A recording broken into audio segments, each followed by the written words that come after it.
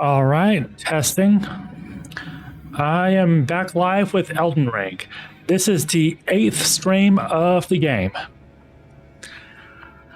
And as always, I'm constantly experimenting with the audio and visual setup. So if the game volume or my volume, if any of these is off balance, just let me know. But here I am at the Haley Tree roots. And interestingly, off to the side here, we actually see a scarlet Aeonia bloom.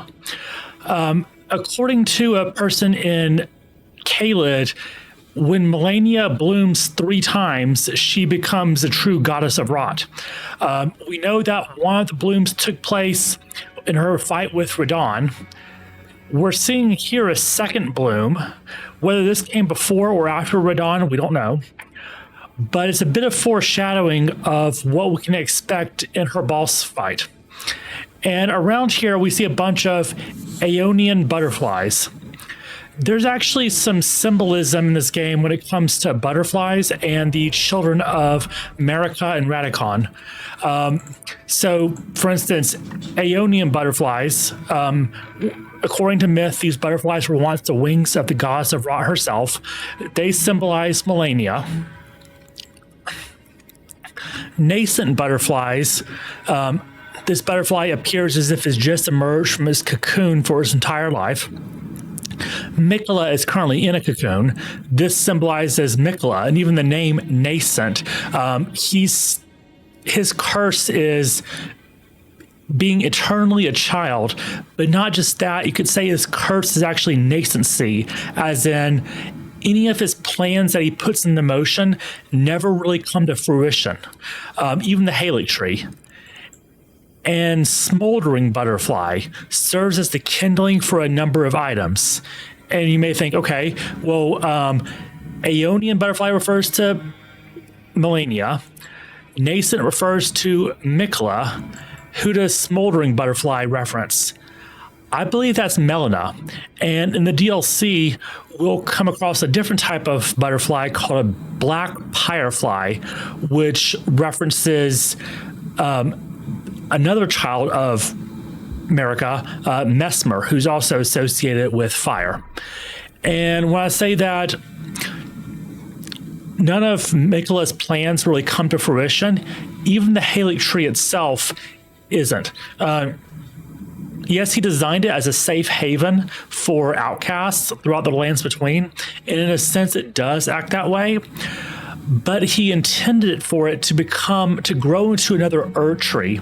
He even watered the Haley tree with his own blood in the hopes that it would become an Erd tree, and it never reached that potential, that life-giving potential of the actual Erd tree. And it's possible that you can't grow a divine tree unless you're a divine being yourself. And that realization, I believe, will inform what happens in the DLC. And likely you've seen these statues around here of this figure holding a spear.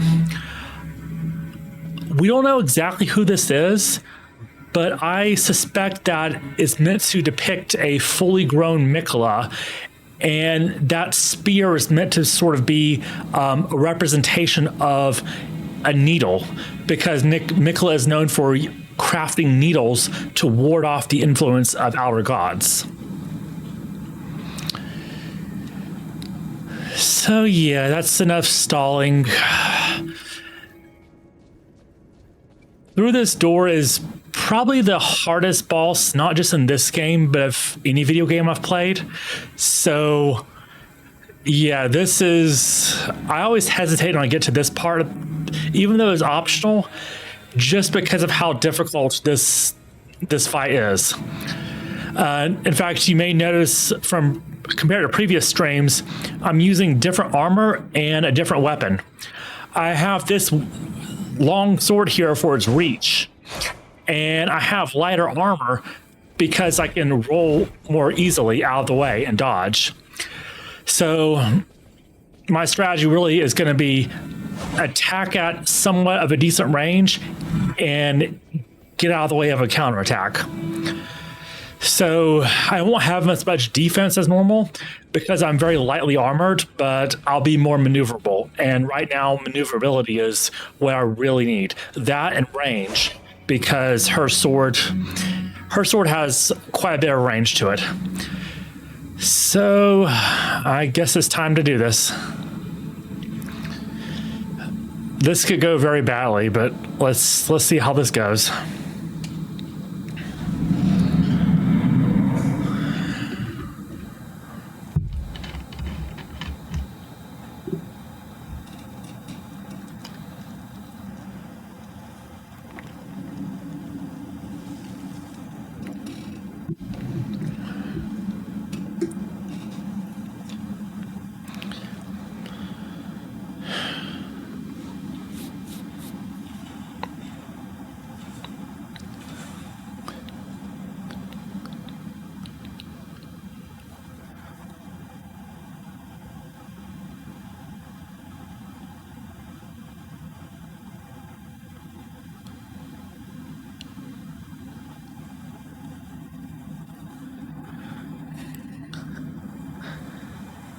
I know compared to dragons and giants and all that, she doesn't look that intimidating, but just wait.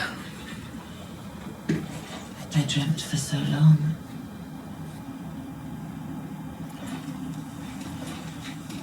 My flesh was dull gold, and my blood rotted. Corpse after corpse left in my wake. As I awaited his return.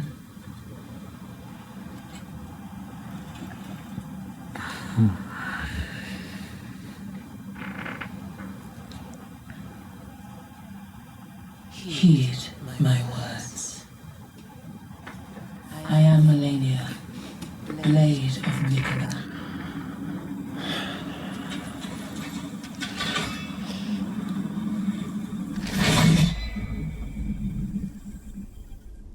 And I have never known defeat. I can believe it.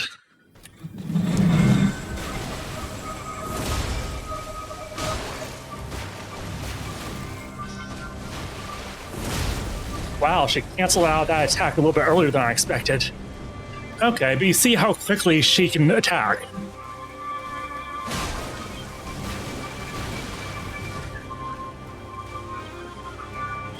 She's deceptively walking slow, but she can close distance surprisingly quick.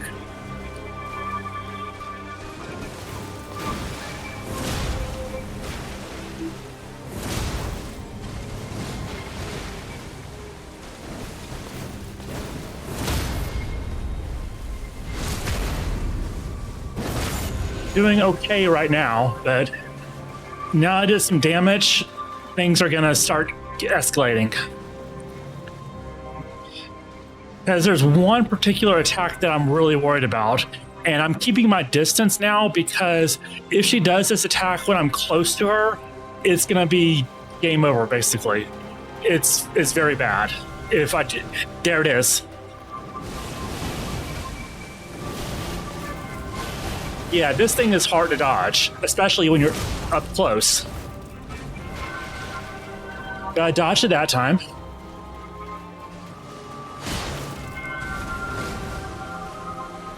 So far I'm not dead.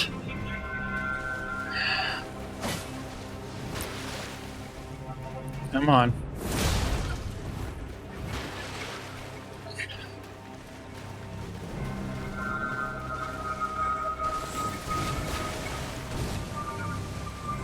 I probably could have gotten a attack in there, but you never want to take risk with it when it comes to Melania.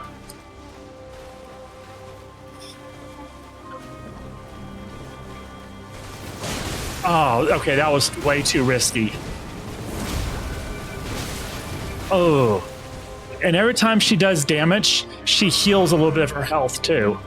And even if you have a shield, if you block her attack with a shield, it'll still restore some of her health.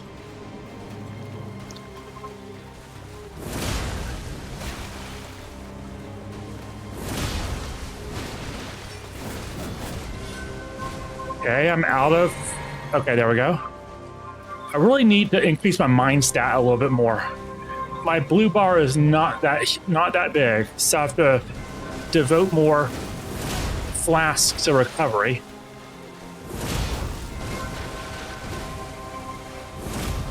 Oh, I was out of range for that.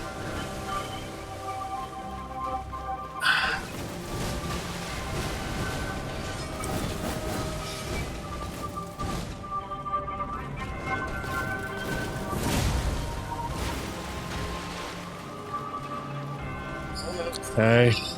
I probably should have done more flask blue. Oh, okay, I was too far away for a counterattack there.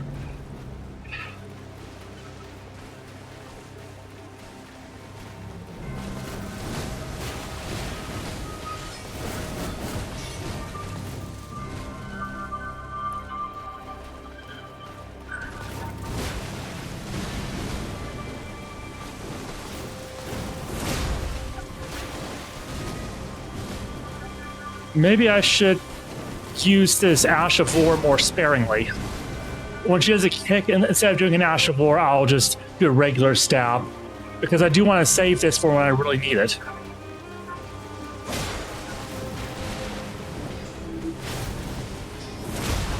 Oh, okay, that was a good counterattack.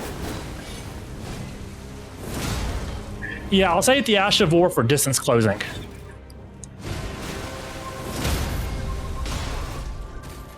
All right. Okay. That was only the first phase, though. It's going to get harder.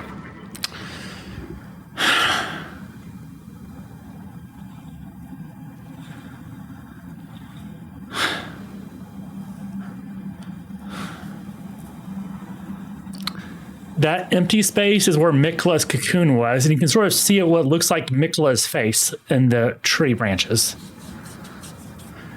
Because Mikkel was in this cocoon because he was watering the Haley tree with his own blood. Wait. Yeah, this is not... Things are going to get so much worse now.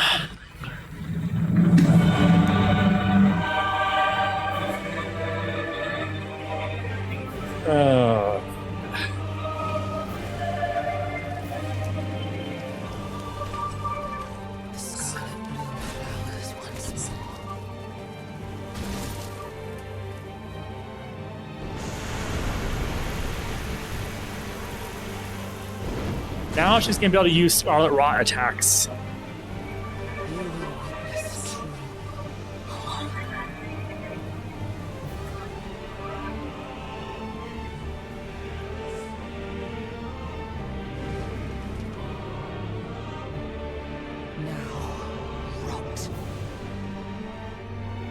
Okay.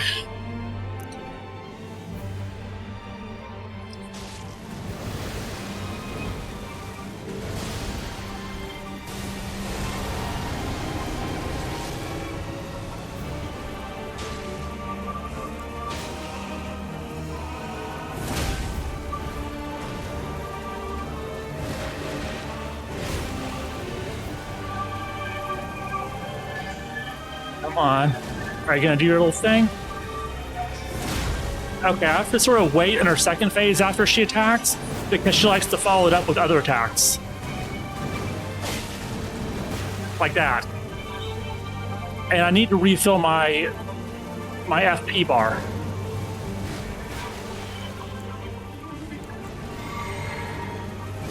Okay. Ah, okay. Okay, that could have been close.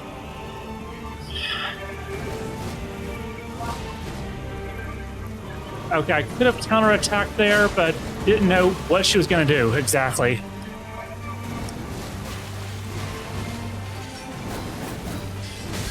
Oh, okay, I was too close for that. Okay, that was a risky heal. Okay, good. Got it. Got an attack in.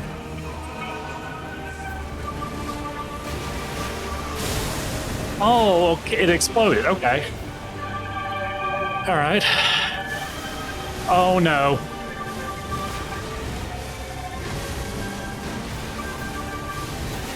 Oh, I dodged it. Okay.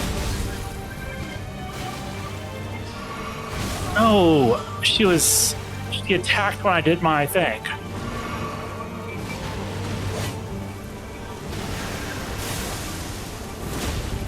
No, no, no, no, no, no. Wow, okay, that did so much damage as it got caught. Right, and she healed some of her damage back.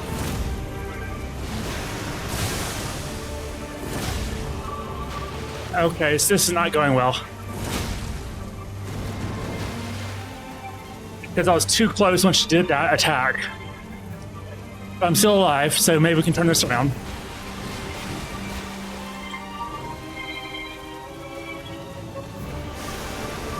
No.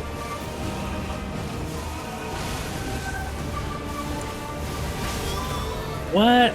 Okay.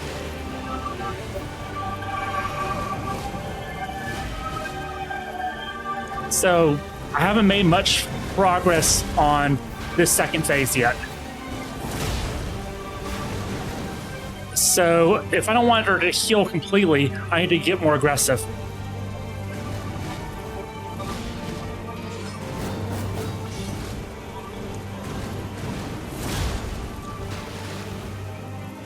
But now I need to refill my FP, and I only have one more FP flask.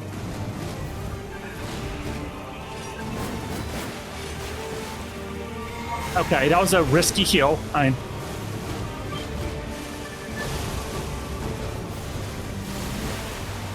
Okay, dodge that one.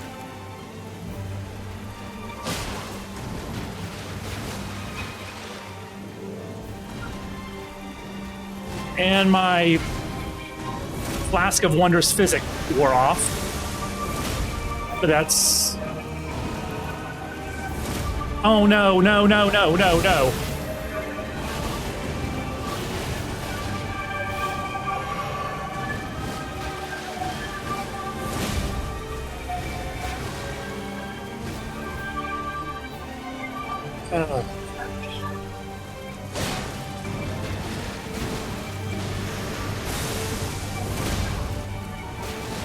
All right. Okay.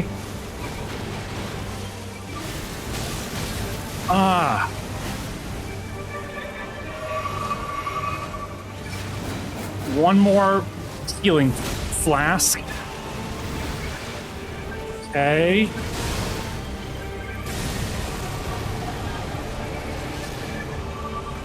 Come on.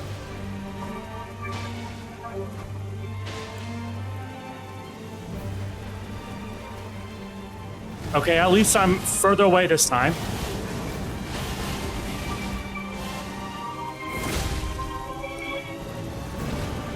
Oh, that was close to being done. Really? Okay, at least she's still not as far down as need her be, but at least it gave me an opportunity to heal.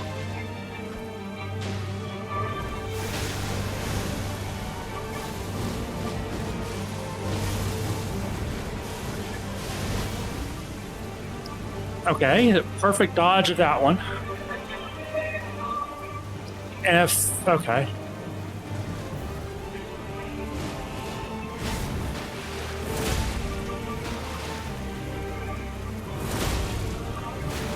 What I really need is a good stagger, because I'm almost out of FP, too. There we go. A stagger. Come on.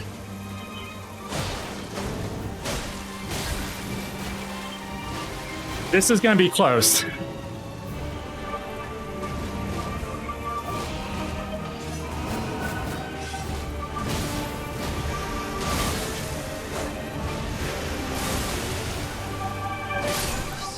Got her.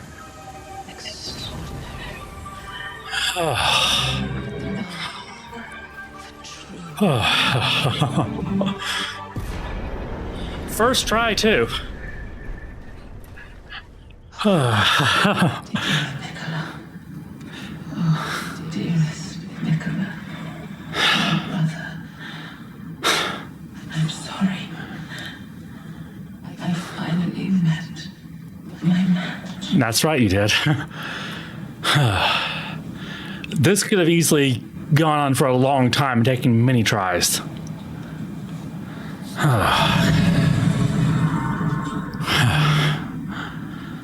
Wow.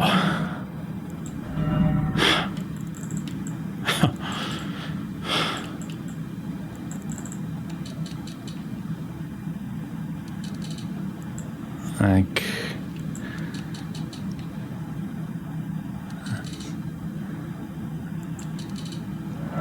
I get some more dexterity.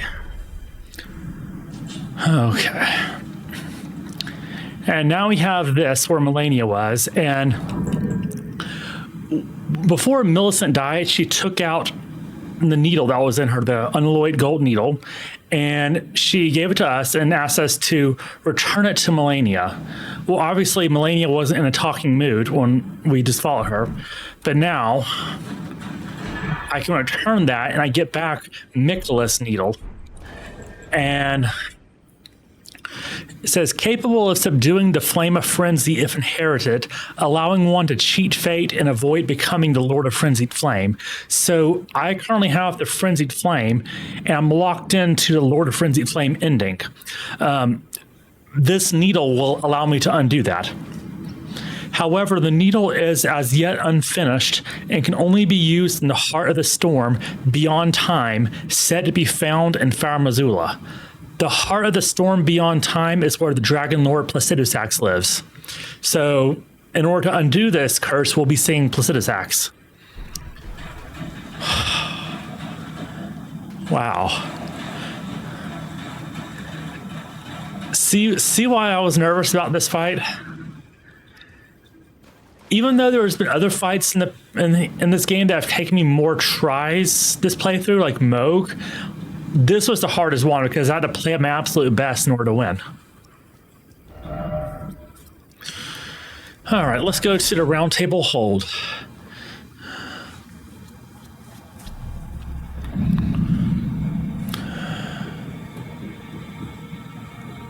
I can get one of her things.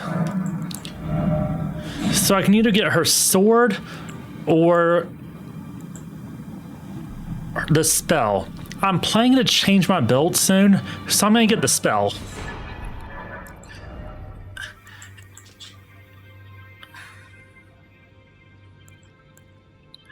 Interesting little fact about Radon here. Of course, he admires his father Radagon. He looked up to him, and one of the Radagon was known for having red hair. So, and Radon had red hair as well, and he was really proud of that fact. And he even exaggerated it by adding little red fur to his helmet. And even his soldiers were called the Redmanes. Radon inherited the furious flaming hair of his father Radagon and is fond of his heroic implications. Quote, "I was born a champion's cub. Now I am the lord of the battlefield's lion." But what I'm more interested in is Melania, her helmet here. Melania awaited Mikola at the foot of the husk. My brother will keep his promise. He possesses the wisdom, the allure of a god. He is the most fearsome Empyrean of all. Melania is an Empyrean herself, and you saw how difficult she was to fight. She considers her brother Mikola to be the most fearsome Empyrean. And we'll see more of Mikola in the DLC.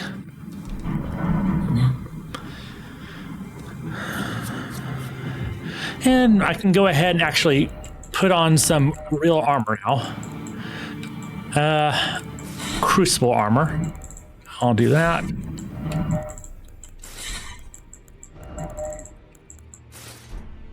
All right. Take a look around. The round table hold is burned. Raise to the ground. Don't worry. I don't blame you. I'll continue spiritually just the same as before. which is why we need your help persuading Master Hugh to leave. His roots are so rooted in this place. He won't last much longer if he stays here. His shackles have broken. He's a free man now. It's high time we put the round table behind him. Yeah, I don't really use spirit tuning, but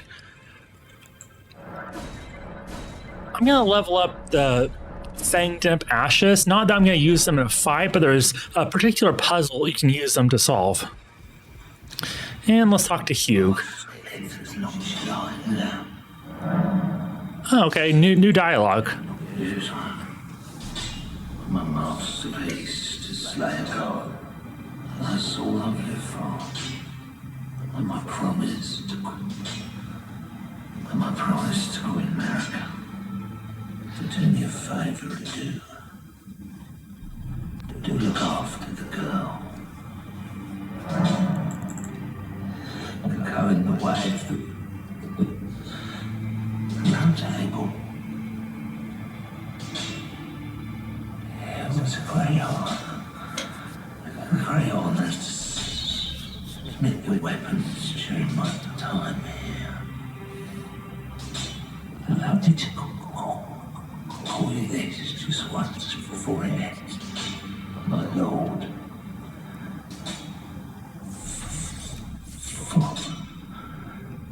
For that's what you are. Weren't you listening? As I've always said, you're going to challenge the demigods and their god, to slay them. And as long as you do, I will always smith your weapons. It is what I wish, to smith a weapon for you to slay a god. And unfortunately, seems to have dementia. And when I finally do use one of his weapons to slay a god, I won't be able to tell him that because his mind will be gone by then. Okay,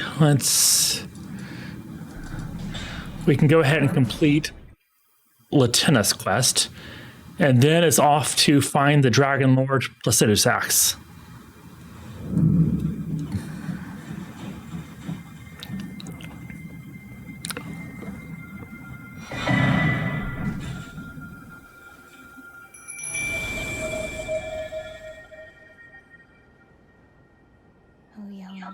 Towering sister of ours, let the birthing drop dead in and create life for us, for all the Albinorics.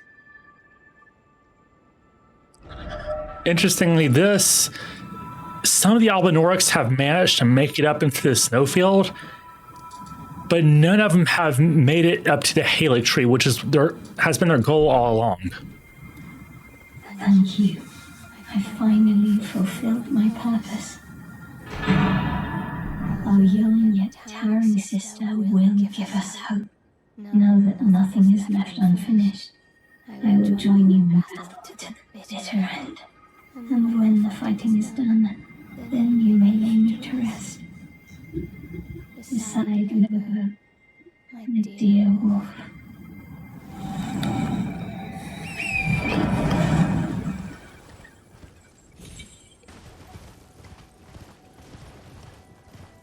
So while none of the Albinorics came close, but none of them actually made it to the Haley tree, but some of them did get sidetracked and end up somewhere much worse. And maybe I'll find a reference to that around here.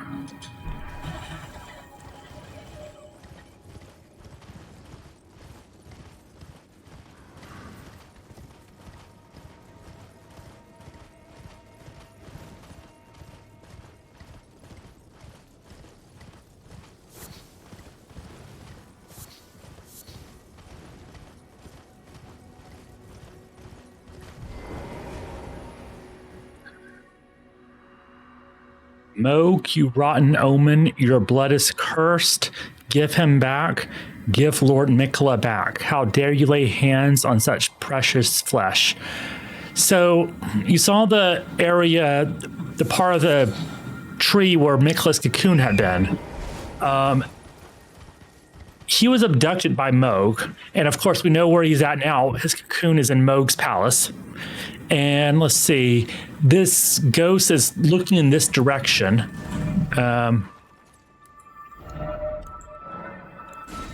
So what I'm looking for is likely over here to west southwest. I'm gonna avoid the bear if I can. Okay, I can avoid the bear, but someone's invading me. That's probably the Sanguine Noble. Yep, okay, I should probably avoid him too next time. I say next time because I'm assuming I'm not going to survive this, but we'll see. Okay, I'm doing pretty well, actually.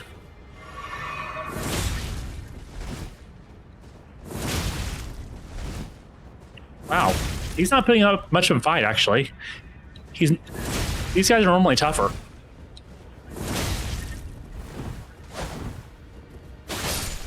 Okay.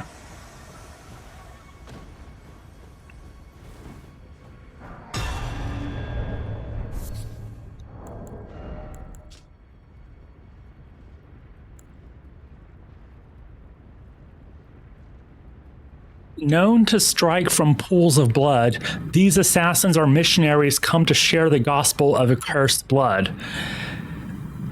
The strike from pools of blood thing is actually pretty important because blood is used as sort of a portal to like teleport people.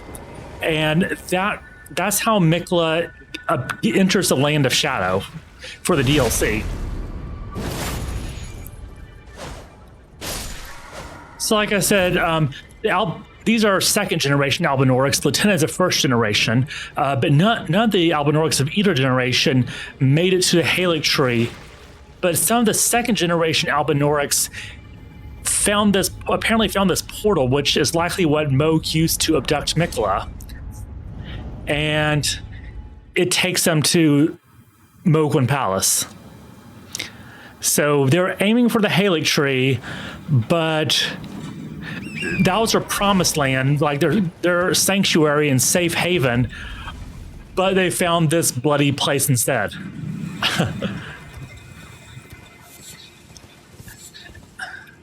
And when I say bloody place, I'm not talking like British. I'm saying it's literally filled with blood.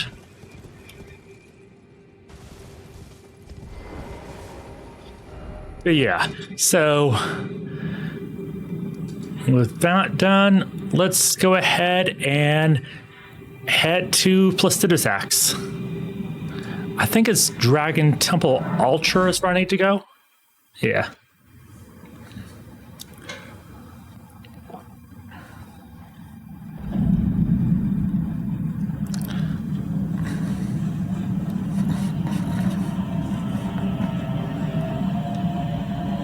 Oh, and you know what? Before I proceed, I need to change my flask around because I currently have it situated for stance breaks, but I was only able to stance break Melania one time, so that's obviously not that helpful.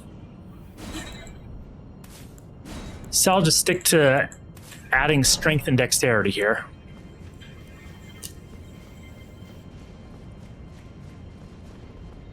Actually, instead of strength, let me add lightning damage instead. Because what I'm going to do is instead of strength, okay, lightning and dexterity. Dexterity sort of boosts your lightning damage anyway. Because what I want to do is experiment with this weapon, Bolt of Gransax. It's like a spear weapon, but you can also do that, which is kind of cool. And this is going to help when it comes to the birds, because so we fought those annoying bird enemies in Stormville, and unfortunately there's going to be more of them here. Let me equip a torch. Okay, beast repellent torch.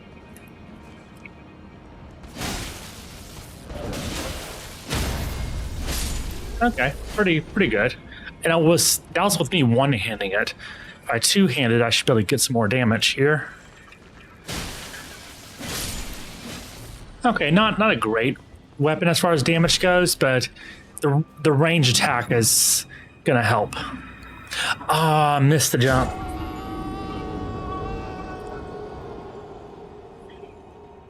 Okay, so surprisingly, I survived Melania, but missed the jump there.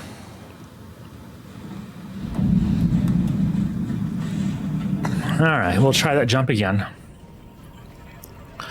As you can tell, this place isn't really ADA accessible.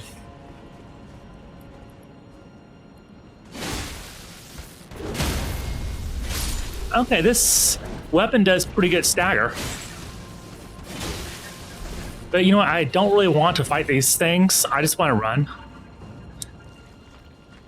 Yeah, I'm not going to fight the dog either because I can just run. Okay, made that jump.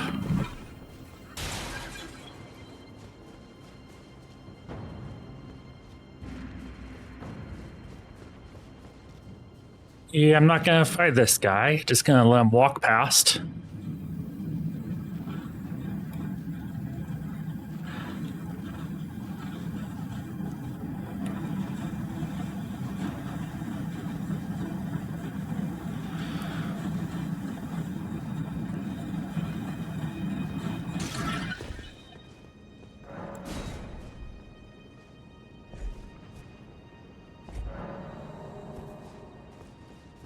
And this is going to be the end of Alexander's quest line.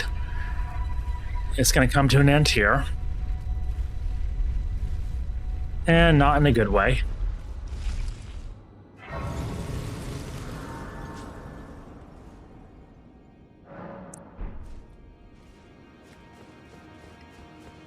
He's the warrior jar.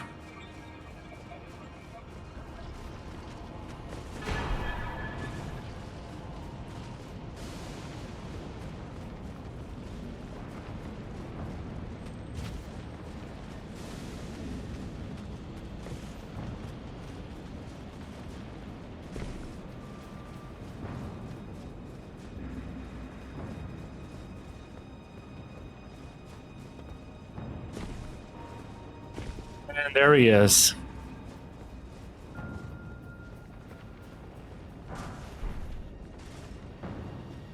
I see you finally made it here yourself. The city hanging in the air is slowly crumbling. What an incredible place Place to to find find ourselves. ourselves. But That that aside, aside, I can't believe you felt that giant. It was Practically God. I doubt there's another soul out there. If you summon him during the fight with the fire giant, instead of saying, I can't believe you, he's saying, I can't believe we felled that giant. I wanted to ask you. But I didn't summon him. I undertake my ordeal. Come and tell me when you're ready.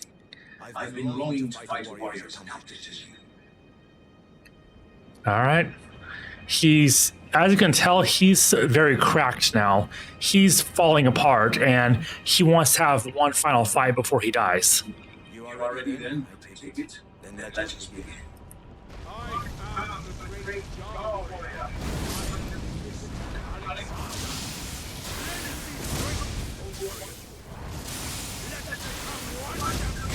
Oh, wow. Okay, I missed him.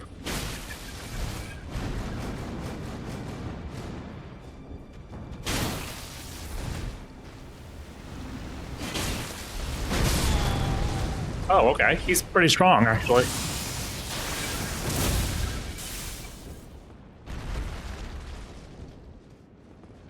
As I suspected, Victory was was impossible. impossible. This This vessel was was found found lacking. lacking. Oh, yeah, because you're fighting me. My thanks.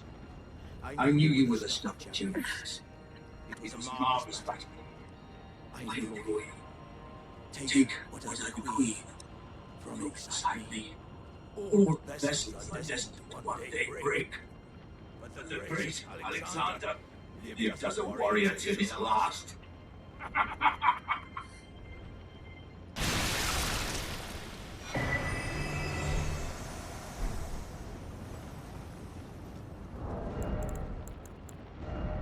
So that's the end of Alexander.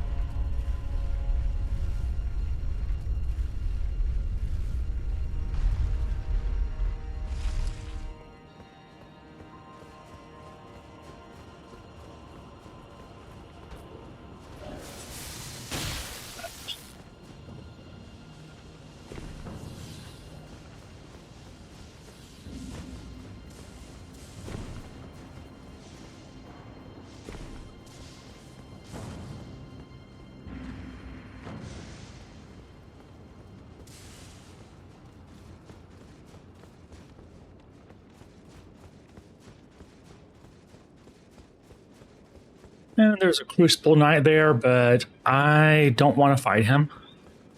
I don't really want to fight any Crucible Knight, actually. They're all pretty tough.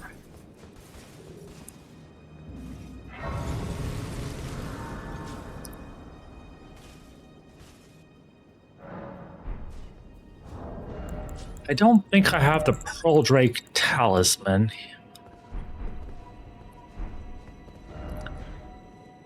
There's an item that's going to help me out with the boss pretty soon. Let me grab that real quick.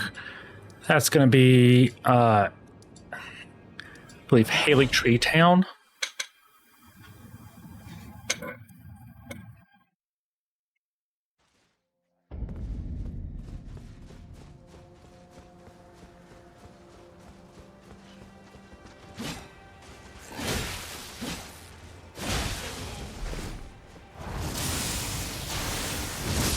This weapon's going to take some getting used to.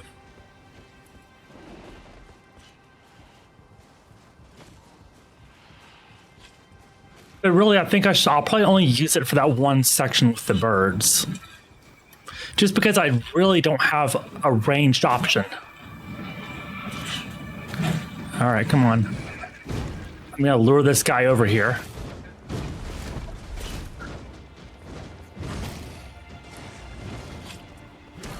Maybe. I don't want to jump over there with... Okay, there we go.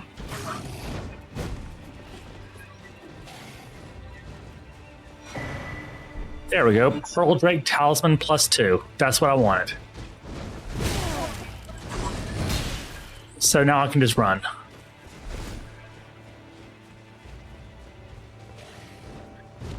And what this... Well, I'll describe what it does once I get to safety. Okay. It vastly boosts non-physical damage negation, and so there's talismans to reduce to resist fire, lightning, holy, magic, physical, all that.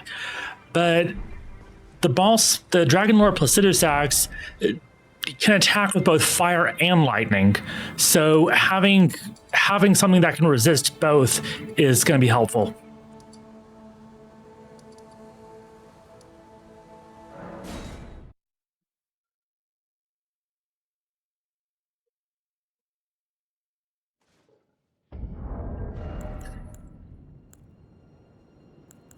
And so when it comes to Placidus Axe, what I'm going to do is I'm going to maybe try it like once or twice. I'll give it a few attempts to fight him. If I don't win, I'm just going to ignore him and come back after the DLC. Because in the DLC, I'll be able to obtain more powerful weapons and stuff. Oh, okay. Yeah, this is going to help with the birds a lot. Oh, I guess these birds are weak to lightning or something, but yeah, this is nice. And in fact, to make sure I really one-shot these birds, let me add the lightning scorpion charm. Oh yeah.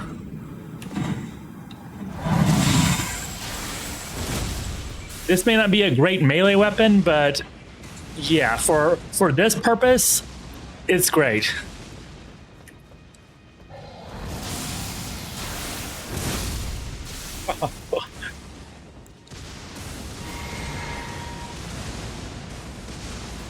I'm like Zeus here.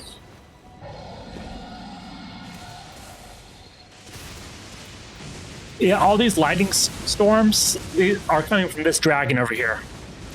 This is not the dragon I'm after, by the way.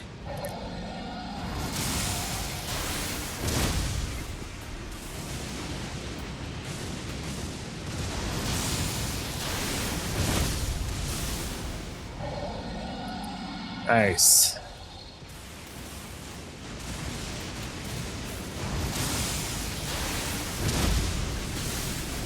All right, and let me actually switch back to this weapon because these dragons are resistant to lightning damage. So me using that weapon against this dragon is not going to help. I'm not super concerned with defeating this dragon, but I do sort of want him out of the way.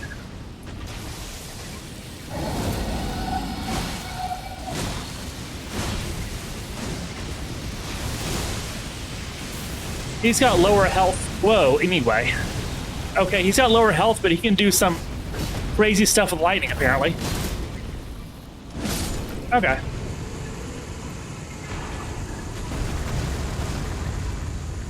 And really, I just wanted him out of the way so I can proceed safely here.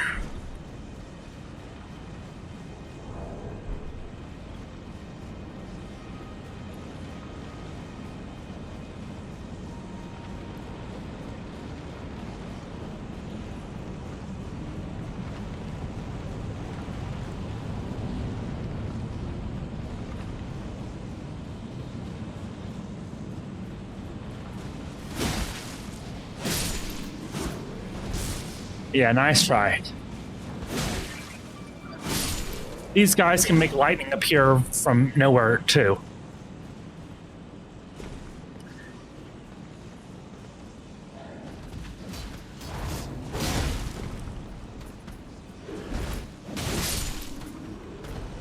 All right.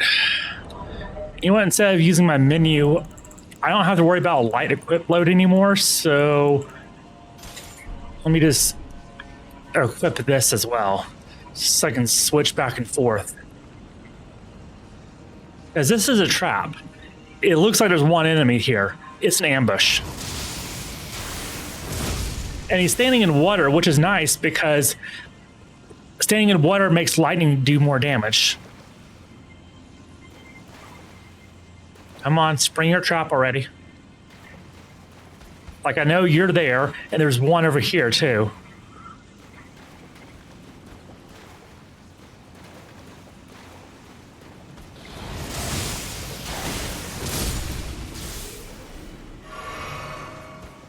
Yeah, there we go. Okay, this thing takes a little bit too long to do. What? Okay, I was trying to aim at this guy.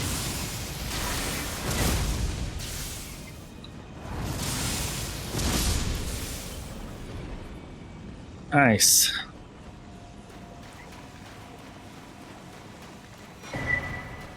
There. Now I got all the bell bearings for all the stones. So with the exception of the ancient dragon stones, I can now buy all of the other smithing stones from the Twin Maiden Husk. There's a very finite supply of the ancient dragon stones, but the rest of them, as long as I have enough runes, I can now buy all the stones. So even if I completely waste all the ancient dragon stones and run out of them in the game, I'll still always have the ability to get my weapons up, regular weapons up at plus 24 and special weapons up to plus 9. And I can almost level up, so let me use one of these and level up. All right.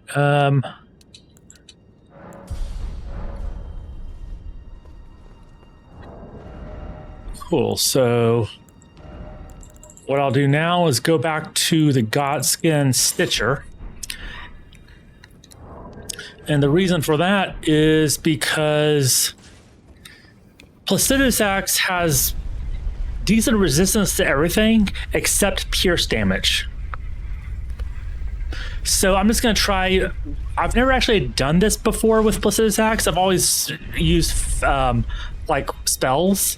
But since he has the least damage negation with pierce damage as opposed to anything else, I'm just going to try, stabbing him with a sharp sword and see what that does.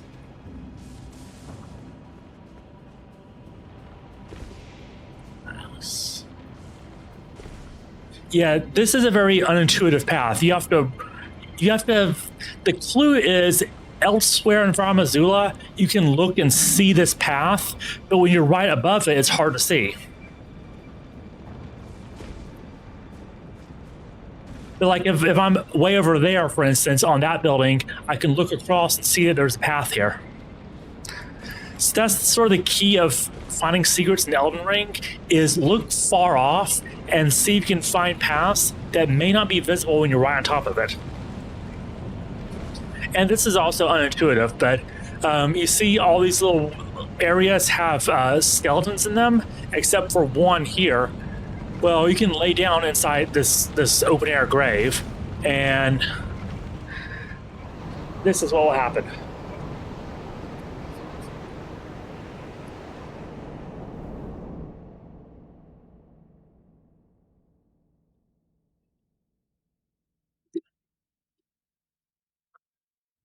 It'll be totally crazy if I end up defeating both Melania and Placidusax within the first hour of the stream. That would be really crazy. But it looks like there's a possibility that might happen, assuming I do this my first try. So Placidusax is in the storm beyond time. So we sort of see time being distorted here.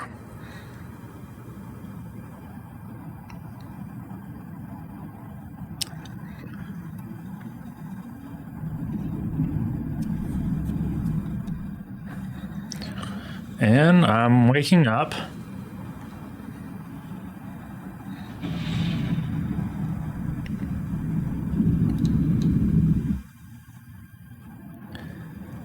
So yeah, this is Placidusax, and so Godfrey is described as the first Elden Lord, but you know the saying, like, when it comes to history, the victors write the history books. That's sort of what's happening here. Godfrey is only the first Elden Lord in the age of the Erd Tree. There's some revisionism going on within Elden Ring's, like, the Lands Between Society, though, because before the age of the Erd Tree, Placidusax was the first Elden Lord. And this ties into why the beasts were given intelligence and now no longer have intelligence. Placidusax was abandoned by his outer god. So not maybe outer god's the wrong phrase, but an Elden Ring. In their power structures, every god has to have an Elden Lord to act as their intermediary. Placidusax was the Elden Lord, and his god has long since gone. There's theories over who that could be. One theory that I sort of think is plausible is the Glowmite Queen, who is the person who creates the Godskins. We actually fought the Godskin duo here in Fire Missoula, so this is likely. And we see imagery pertaining to death, and that's also what the Glowmite Queen is associated with. But either way, the Glowmite Queen was defeated by Malekith, who will also meet pretty soon probably during the stream, actually. But Placidusax's, for whatever reason, Placidusax's god is gone, and now Placidusax is in this sort of dormant state because he has no purpose left. And since I believe the Beastmen of Far Missoula were granted intelligence specifically to serve the dragons, and there's no point to that anymore, they seem to have lost their intelligence. Also, when it comes to the practice of eating dragon hearts for dragon communion, so as I mentioned in the first stream, there's a conflict between the ancient dragons and the modern dragons, and those aligned with the ancient dragons would eat the hearts of modern dragons to gain power. Plus, that's the practice of dragon communion. Placidusax is who started that practice. You may also notice that Placidusax has two heads, but it looks like he's missing some other heads. It looks like he had more than two heads at one time, but some of his heads got removed. We'll find out what happened there in the DLC, but yeah, he basically lost some of his heads. And wait till you see the dragon that tore his heads off. It's gonna be even worse. And I actually made a mistake here. I didn't reallocate my flask. I have 11 and 3. I'm not planning to use my Ash of War at all, so I really should put all my flasks into healing instead of anything else. And let's see what else can I do here to really give me an advantage. I'm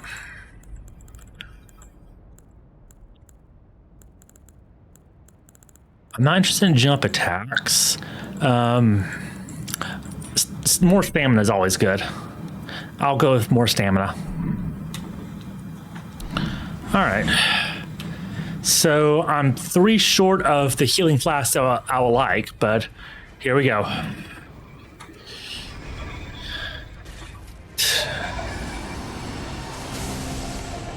And I'm not going to stay in front of him because he has fire breath. So, yeah.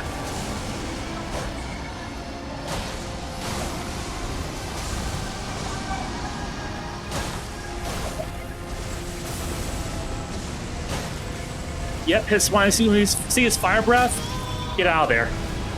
I couldn't get out of there in time because his tail was in the way. Okay, I'm not doing very much damage to him. So this build with this sword may not be the best approach. Yeah, I probably need a better weapon than this. I barely done any damage to him so far. But I'll keep at it. We'll see. Okay, there's no point trying to run behind him here. So, let's see.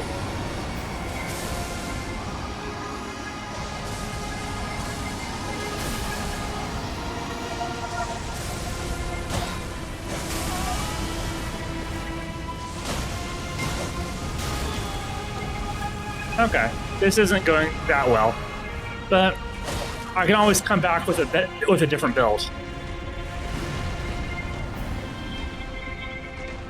Well, it's not going terribly.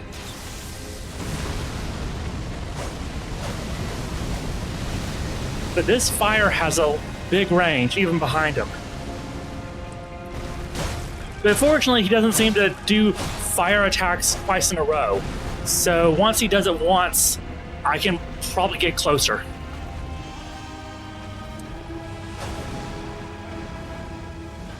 Okay. So maybe I can do this with this sword. It's just a matter of being patient.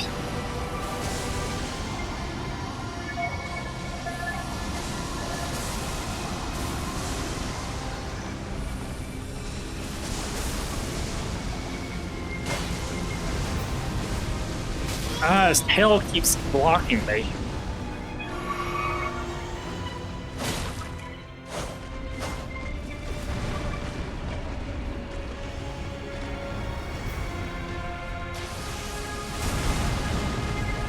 Yep, he's gonna do fire.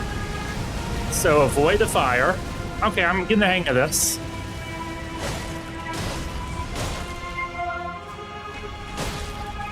Okay. Okay, now things are gonna get intense. Alright. Now he's gonna come from the storm clouds. There we go. Wow.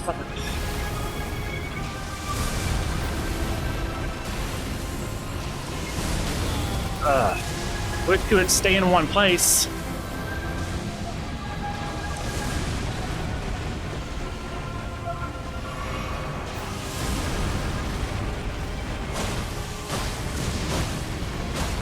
Oh no, fire, fire, fire, fire. And I somehow didn't get burned by that.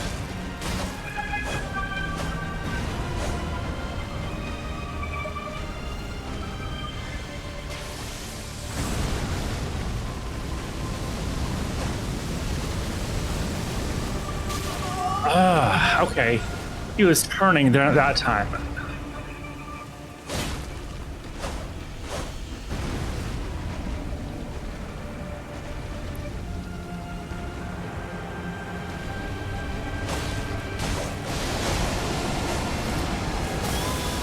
I was rolling during a lightning attack.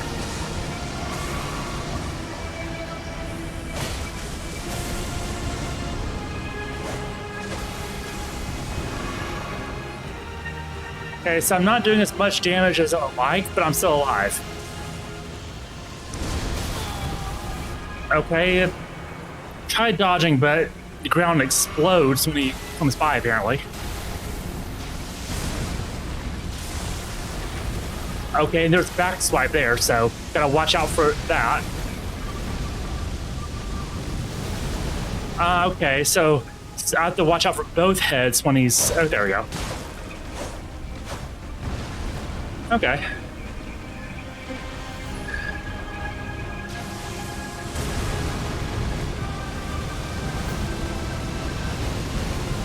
Okay. He really likes to follow up his swipes with fire attacks. But yeah, using this sword was probably not the way to go.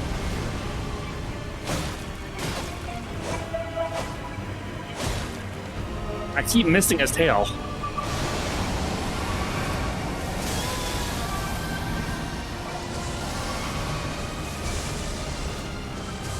Where'd he go? Where'd he go? Okay, cool. Oh no, no, no, no, no. I know what he's gonna do here.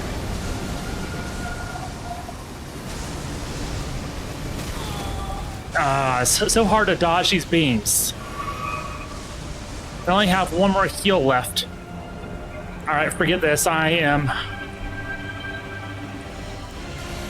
gonna go with a sword that I know. I can't do this poking thing anymore. Sword that I know is gonna be... And I can't heal anymore.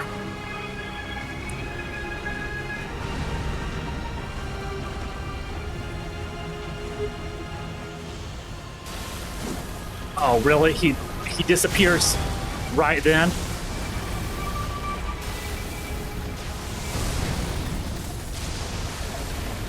Alright, he won't stay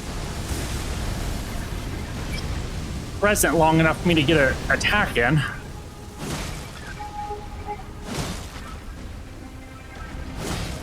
Okay, yeah. Using...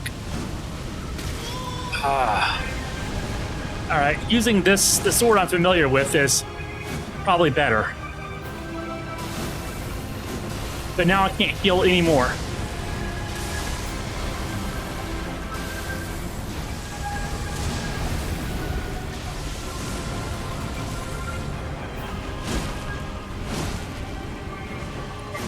I would like to be able to make him bleed, because that would really get the rest of his health down.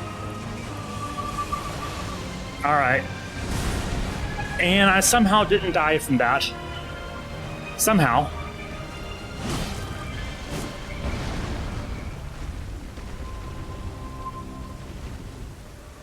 Come on, don't disappear, please. It always disappears.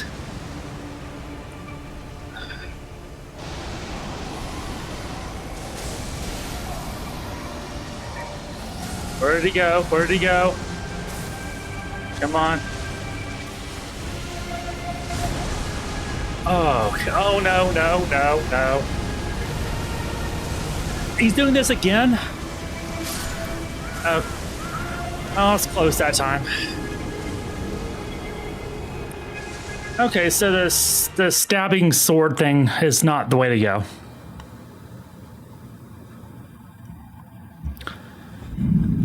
That helps because actually I was going to change my build up and I was like, you know what, let me try that sword first before I change my build.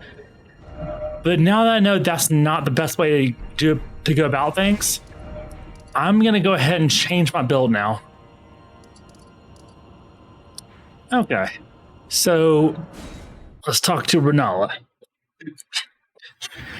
Yeah, I think even though he's weaker to pierce damage and he has to slash damage, I was doing better with this sword. Where did he flee, my sweeting? And I'm planning to go for a faith build, so let me go ahead and equip that. Let's see, I need 22 strength, 15 dex, and then I can put the rest in the faith.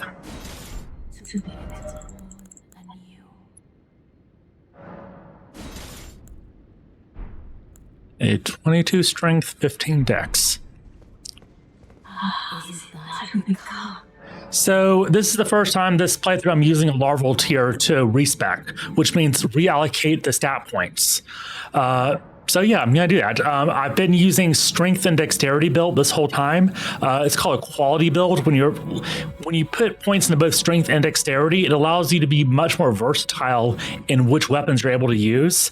But now I'm gonna change to a predominantly faith-oriented build. Okay, cool. So I'm definitely gonna want 60 vigor, as you do. That's just basic.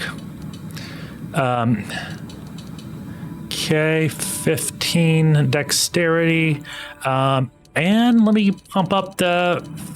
You know what, I do need endurance, though. That's kind of a necessity.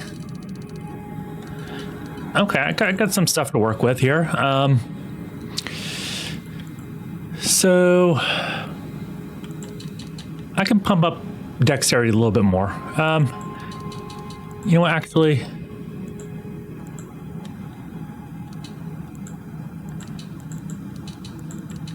Yeah, this is good, I think, for now.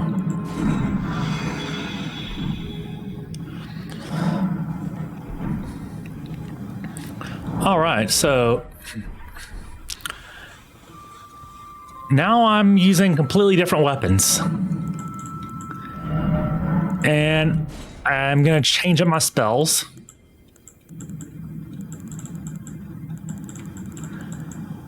Lightning Spear is okay.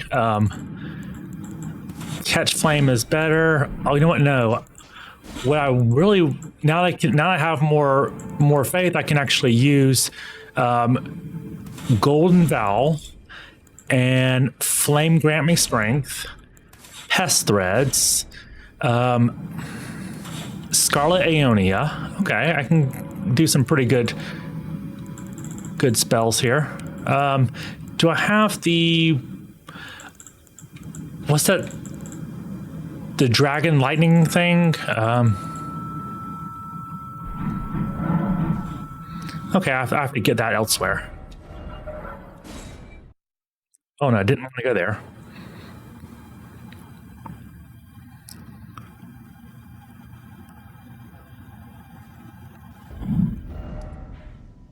Now that I've actually completed Millicent's questline and defeated Melania, we can actually go talk to Gowry, because I can get something from him too.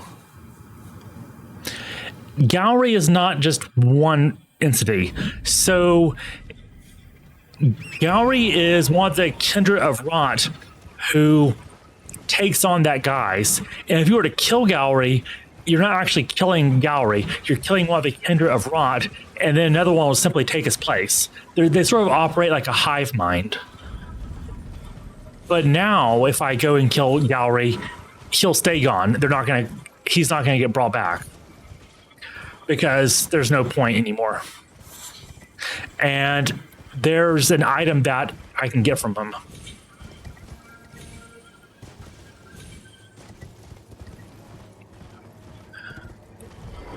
This sword, by the way, is called the Blasphemous Blade. You get that from the Remembrance of Rykard, and it's pretty useful. Its Ash of War actually restores some of your health. This is my daughter. Why would you take out the needle? You were so close, so very close to becoming the fairest of all flowers. Would you disown us too, as your mother did? We children of the Scarlet Rot. Yeah, so obviously Gowry's not human, he's an insect. And he has a very important talisman that I can grab. This one. It greatly increases incantations, and now that I'm using a faith build, incantations are very important.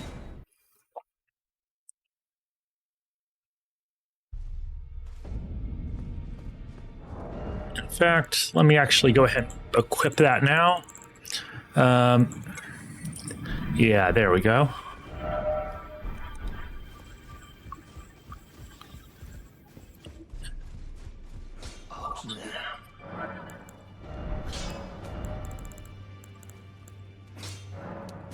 I just need some money here.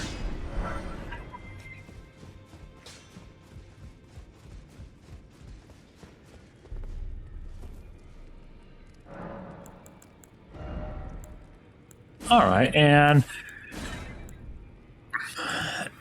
now what I can do is I have 48 faith. I'm at the point of diminishing returns, so normally I would, use a faith not crystal tier to boost my faith, but with the diminishing returns at my current stats, I'm better off boosting fire damage and my defense. So yeah, I can actually learn a spell that can help me out with Placidus Axe.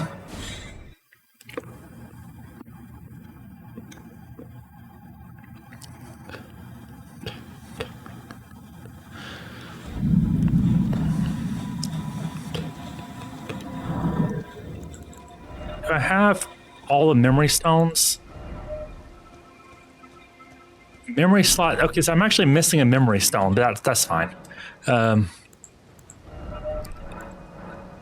yeah, Ancient Dragon Prayer Book. I haven't given him that before. Okay, so let's learn this. There we go. Ancient Dragon's Lightning Strike. Nice.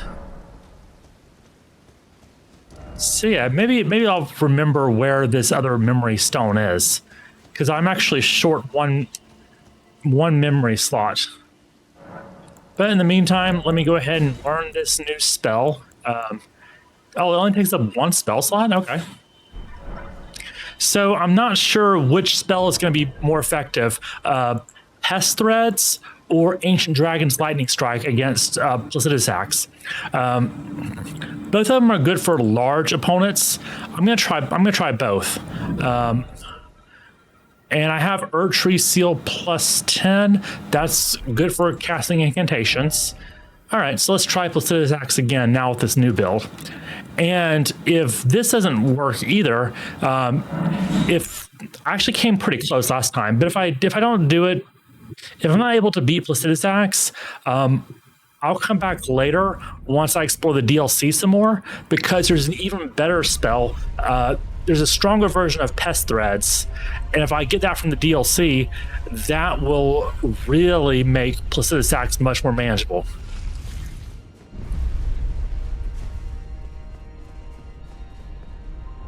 And actually, I probably, oh no, I'm at my capacity when it comes to equip load.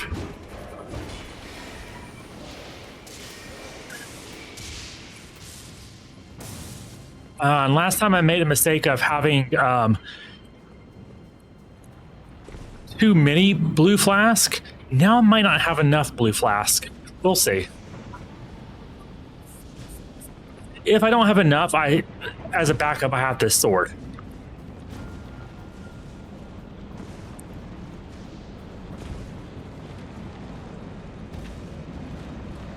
In fact, what I might do is use the sword just for the first phase, just to sort of conserve FP.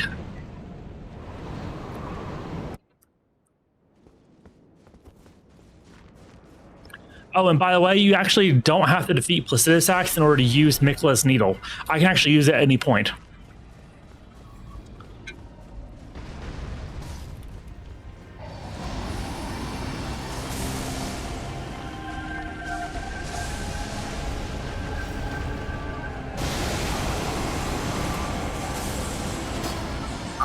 Okay, move this now.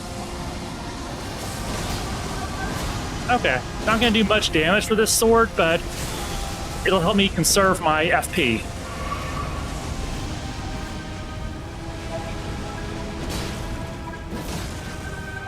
And the reason I'm not doing much damage with this sword is because the sword does fire damage, and this is a dragon, so it's not gonna be that effective. Yeah, that tail really gets in the way, but this time I didn't get the fire.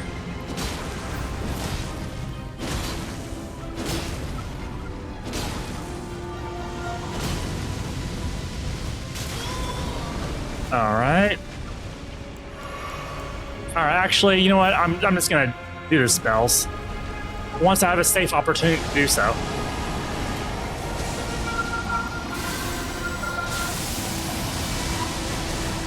There we go. That did some damage to him. But I was standing still when I did it, so. Okay, now. Oh, this is a new one. She's gonna do a big explosion. Oh yeah, that's a big explosion.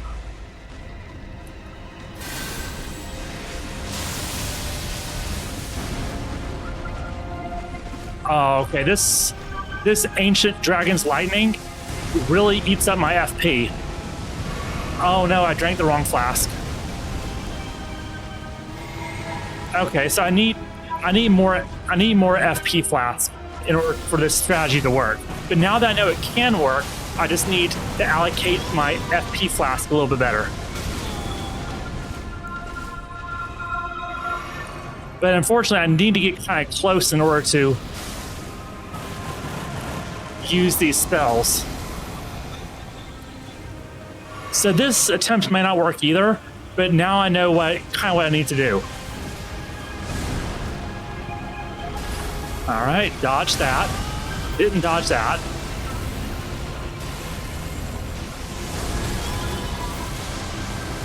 Huh. Having a harder time dodging this time. Okay.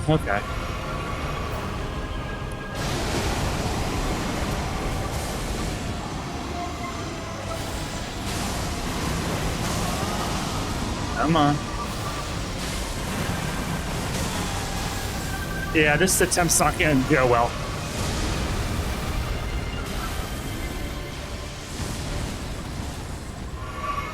All right, so I won't be able to do it this time.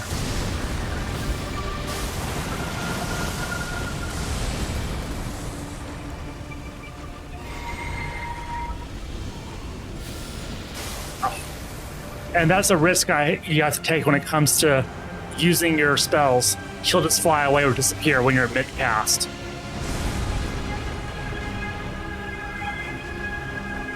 And there's not much you can do about it.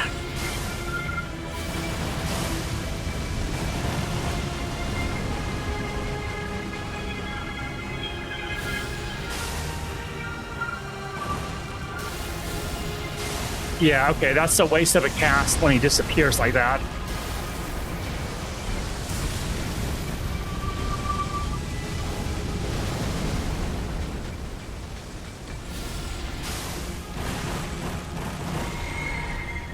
So you can see that Pest Threats is doing pretty good. It's actually pretty efficient when it comes to damage. I just don't have enough FP to really see the job done.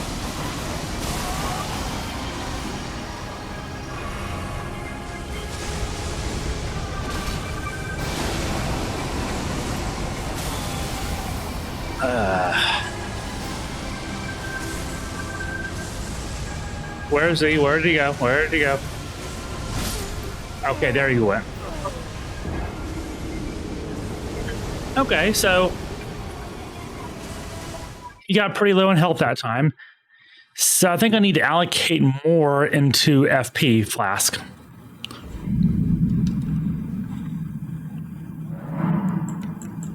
Especially now that I'm using a faith build, I'm gonna naturally just use more FP.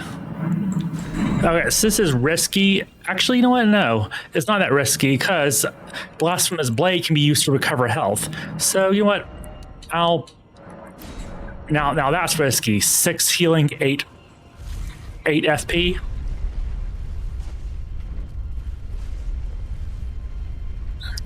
But as long as I watch out for that lightning and fire, you know, maybe this time will work.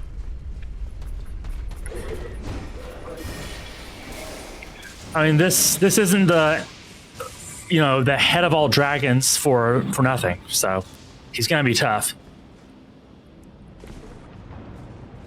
And yeah, even though this has taken a few attempts, I would still rate Malenia as a much harder boss fight than Placiduous Axe. This is because with the Placidus Axe, right now I'm experimenting with finding the best approach to beat him, the best strategy I can use without being super overpowered. Melania, no matter which strategy you use, you're gonna struggle.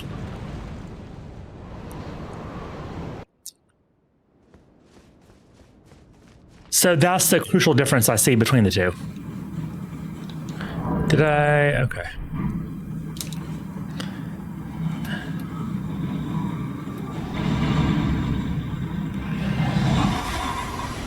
All right, let's do this. So, key here is wait till I'm free from the lightning. Cast and run. Cast. Oh, and now really run. Okay, I was too close when he did the fire. So you really have to be nowhere near him before when he does the fire. And you know what? I think he roars right before he does the flame attack.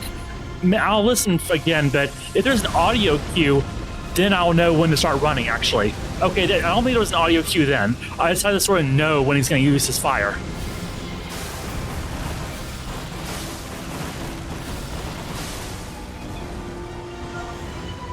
And I'm out of one flask already, so okay. Not going too great when it comes to this.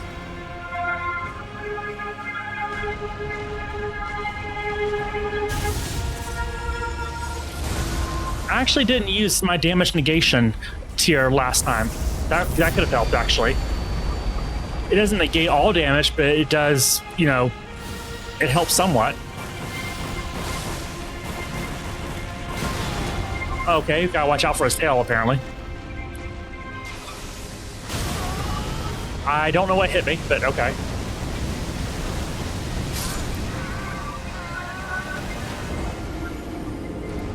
Okay, that time was probably avoidable.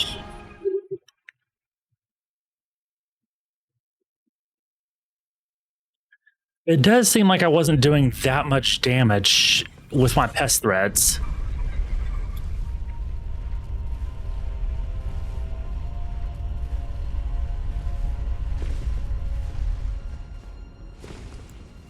The other thing, Ancient Dragon's Lightning Strike, it works best if you can get it to strike the same enemy multiple times. It sort of radiates outward in a pattern, and positioning. So this is probably the more powerful spell, but positioning is pretty important.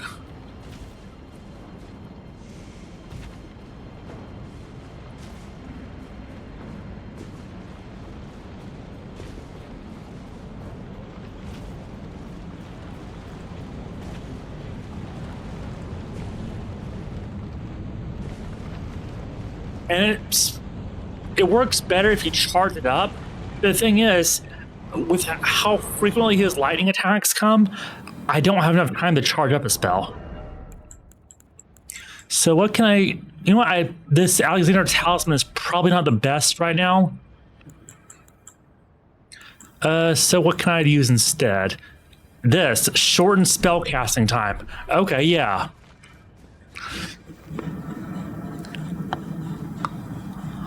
That's gotta be pretty useful here.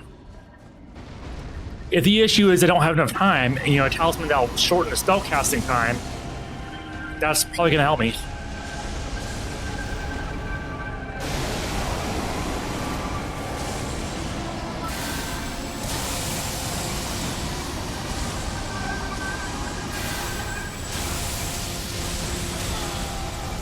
Actually don't even need to lock on.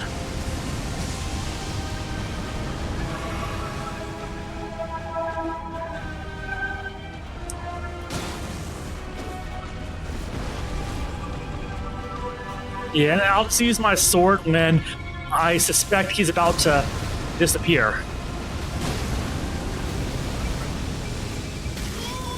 Yeah, trying to outrun those flames is like, how are you supposed to do that? Really? There's probably a way, but okay, yeah, this is not the most efficient when it comes to FP.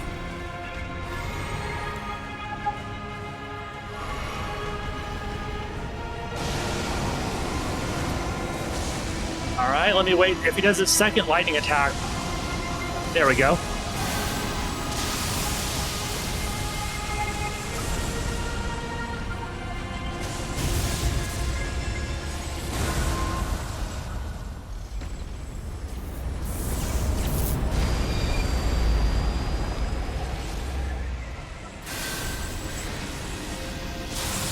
Oh, good.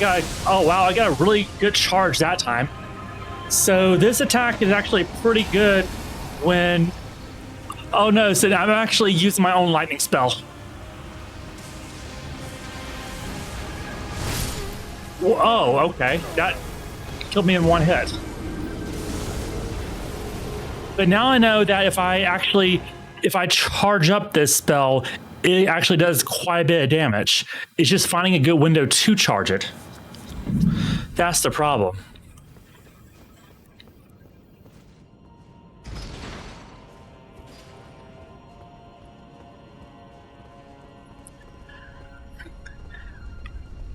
I did a respec on my build. I used a larval tier, so now instead of strength and dexterity, I'm a faith build.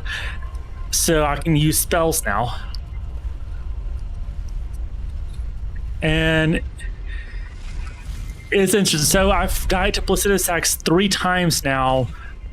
I think maybe that was 4 times. But I killed Melania my first attempt, surprisingly. Got her the first try.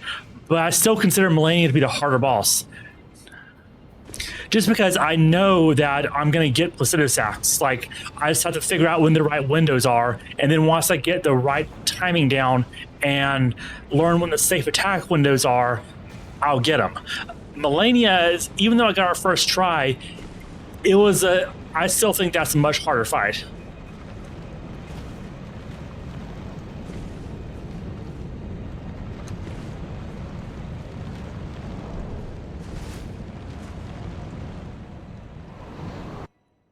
Anyway, since I'm here, I might as well actually go ahead and use Miquella's Needle to undo the Frenzied Flame.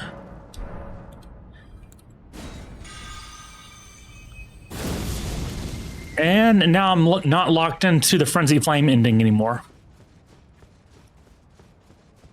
Okay. So let me actually go ahead and use my flask.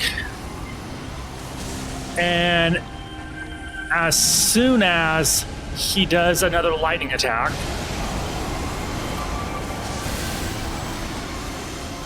fully charge. Okay, that actually didn't do much because I guess I didn't get an attack off. Didn't get an attack off there either. Okay, so timing is still... And that mostly missed him. So positioning, this spell seems to do really good damage if you're positioned just right and you're able to time it for a fully charged attack. Okay.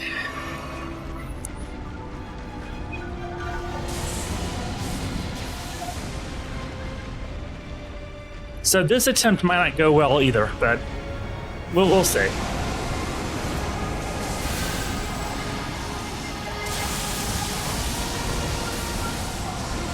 Still not as much damage as last time.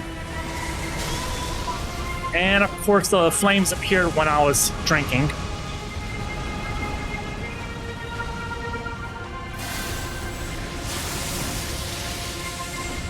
So there seems to be a lot of luck involved with this spell. So I'll switch to Pest Threads. That seems to be more consistent, actually.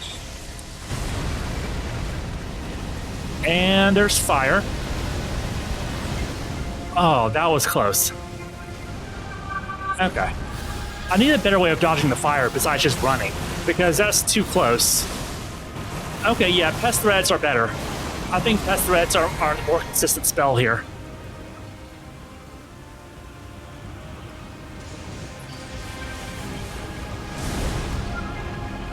Nice.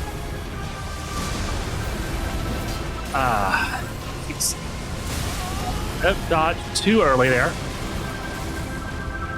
And I'm almost out of healing, but now I know the strategy here. Use Pest Threads.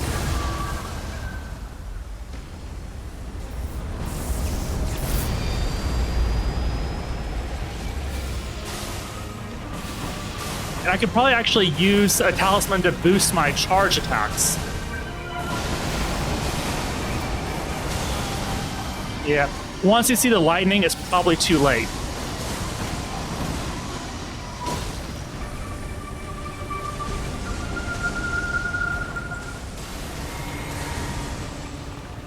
Alright, I'm out of healing now, so now I just have to play it safe. That's so hard to dodge. Okay. Oh, okay. Somehow that seemed to actually connect. Okay, not being locked on makes you run faster, so I should do that.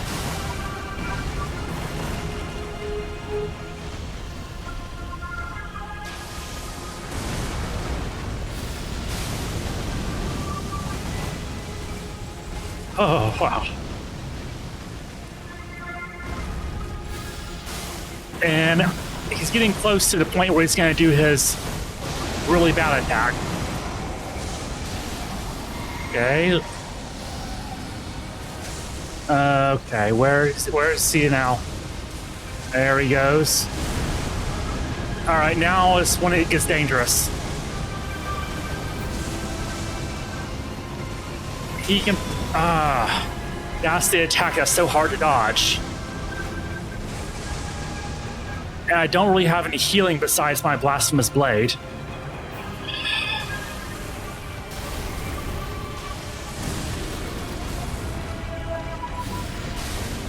And I don't know if I really have the time to use it. Where'd he go? Come on. So if this hits me, I'm dead. And it didn't hit me. Okay. I really should come back to this fight after the DLC when I have a better spell.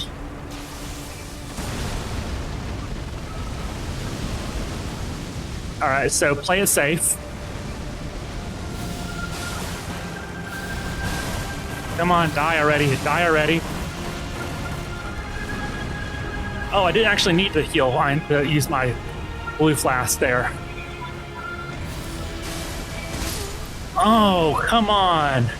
He was so close. Okay, but let's see, I used only like 5 flasks. Okay, I can put more into healing. So this attempt should go well. Okay, that was close, though. So let me do that. Flask. Okay, 9 and 5. We'll try that.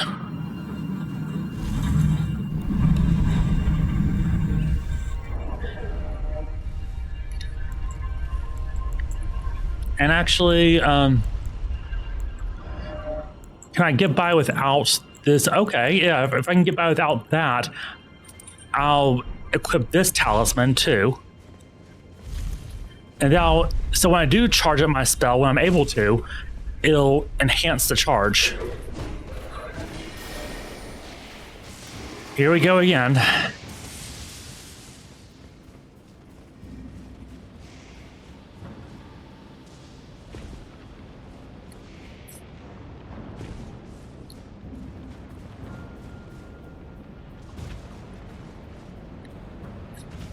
I probably should just wait till I get the spell from the DLC and come back, because the spell I'm looking at, so the spell I'm using currently is Pest Threads. There's actually an upgraded version of the DLC called Pest Thread Spears that does a lot more damage.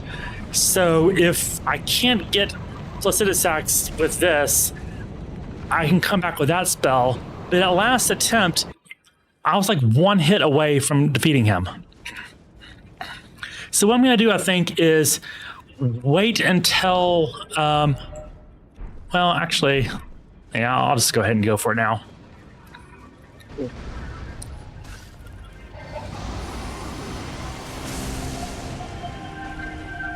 I can conserve my stamina too, it seems. All right, got a card, and then I'm going to run. He's going to do his fire soon. Oh. Okay, somehow avoided that. Too late. It's fire. But I can use... This is... Okay, this doesn't do much damage, but it heals me. So Blasphemous Blade, not great for damaging a dragon, but for healing, it's... Okay, I didn't know it could throw rocks at you. That's actually a new one for me.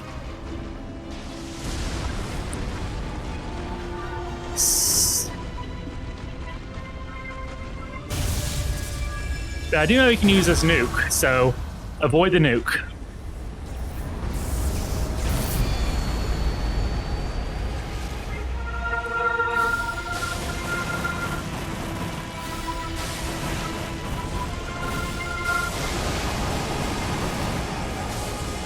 All right, getting better at this. Okay. He used another...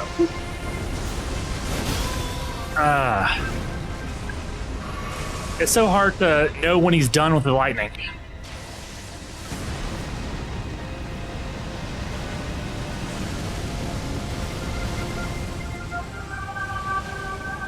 Come on, die already.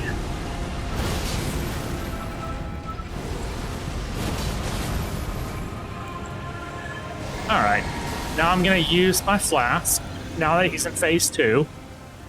And let's see where he's at. Okay. So he disappears.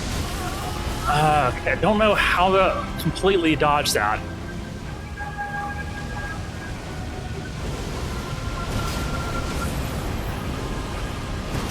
This isn't the most FP efficient, but it saves me some healing flask.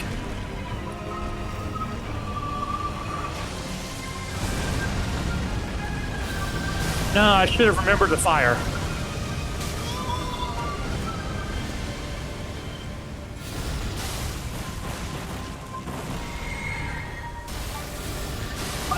Disappear. How do you dodge that? And that.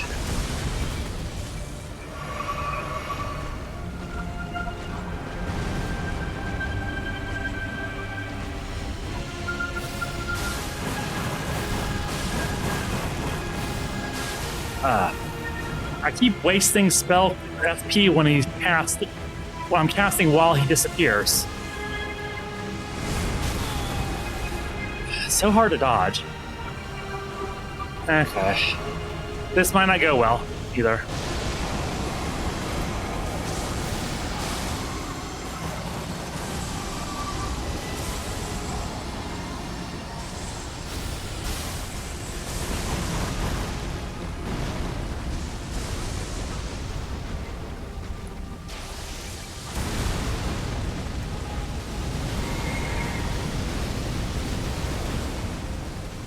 Okay.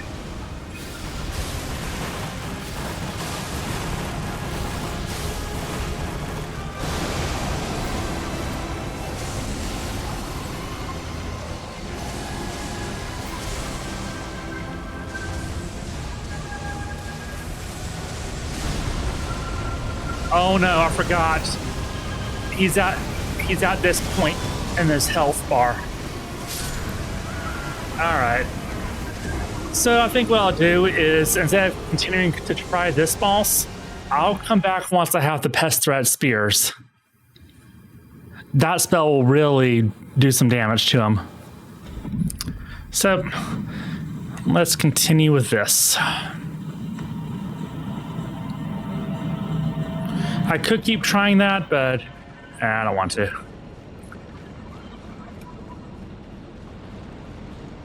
Here's another tough one, though. The Draconic Tree Sentinel. This one's actually harder than the one guarding Langdale. Okay, that didn't do much damage to him at all, actually.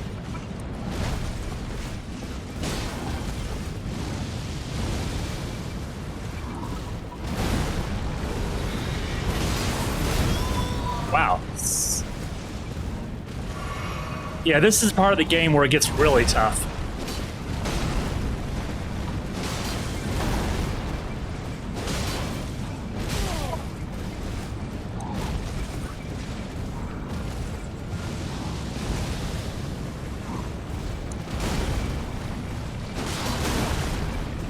right.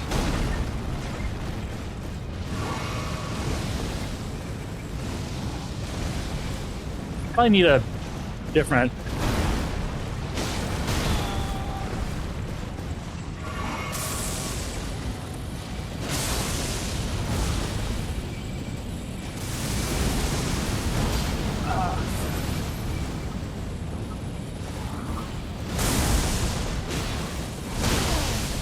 That back swipe is tough to dodge.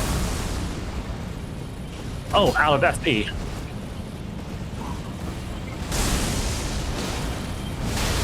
Alright, I need to figure out how to avoid that back swipe. And of course he does that while I'm mid-heal.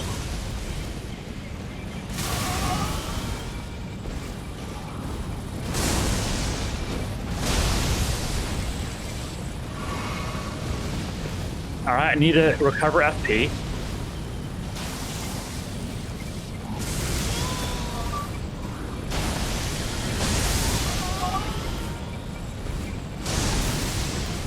Okay.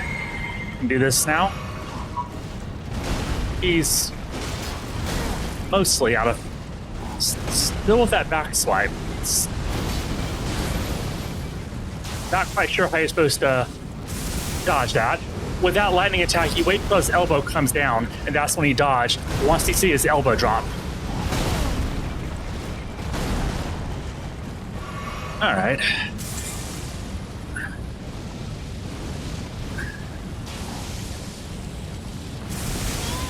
Okay, I dodged a little bit early that time.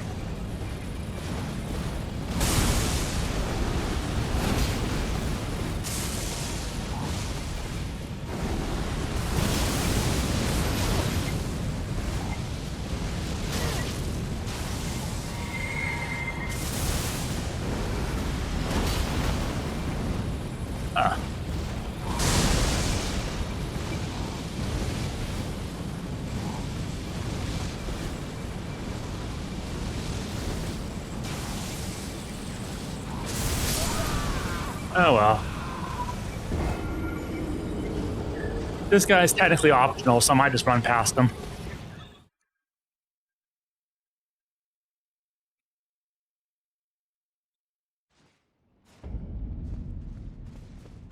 You know, surprisingly, I really thought Melania was going to be the boss I get stuck on this stream, and I ended up beating her first try.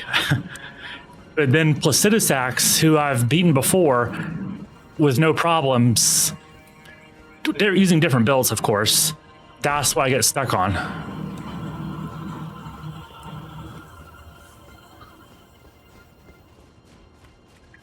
So for the next boss here, Malakath, there's an item that can be used to defeat him more easily. And it's down here.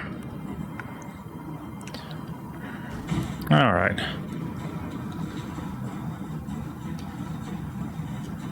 I'm going to get invaded by Bernal.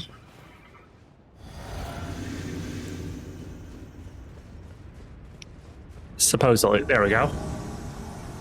And he drops a legendary weapon.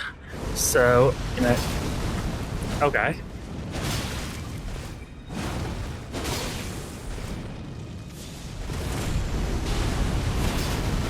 It's a little bit close to his little gravitational field.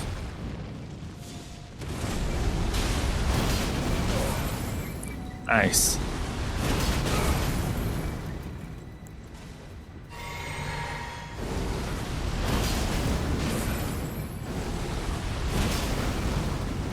This sword, Blasphemous Blade, is one of the best weapons in the game, but it's not going to do me that much good when it comes to this upcoming fight with Malakath because he's so fast. It'll do good for the first phase, but not the second phase. Because he's just way too fast.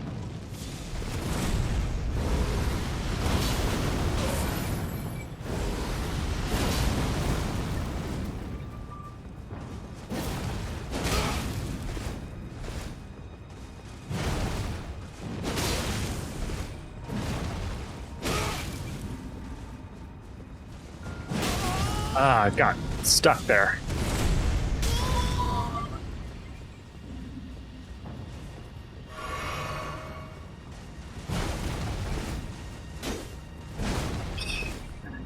caught on the flower pot.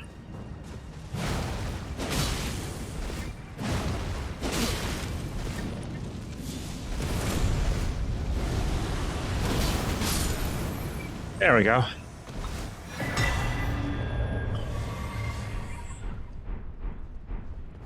And now what I can do is actually, I'm gonna equip this.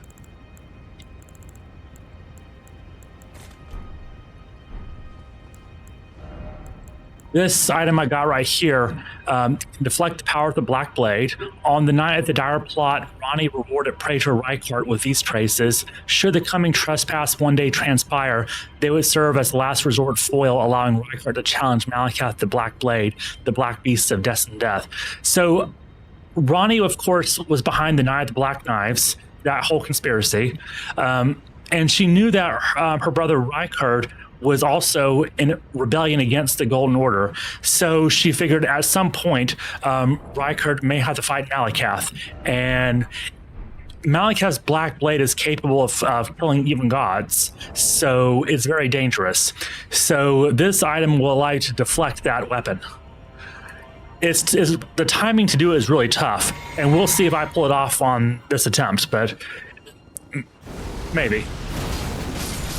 You can also dodge his attack, but if you deflect it instead of dodging it, you get a little bit of a window of attack.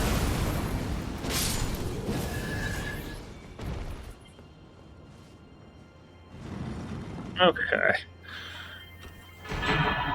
This is a legendary talisman, so if you're looking for platinum trophies, this legendary weapon and this talisman will get you a long way towards that. Okay. So now to fight Malakath, I'm just not going to bother this Draconic Tree Sentinel. I'm just going to run past him. I've already beaten the one in Lanedale. I don't like repeat fights, so I'll just go past him.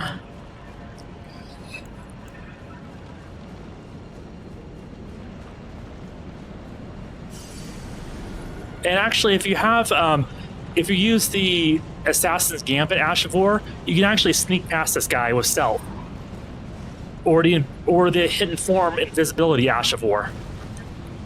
And this guy will look familiar if you've been following along with the Gronk quest line.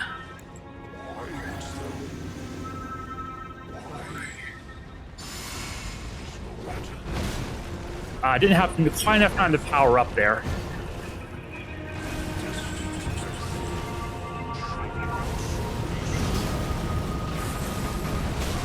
Oh, okay. Try to dodge through that.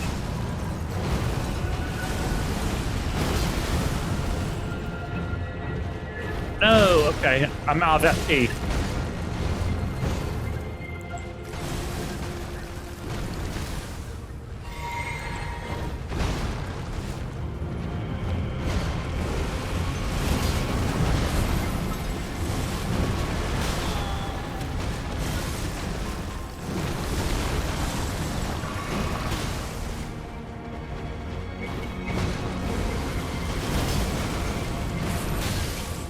Huh.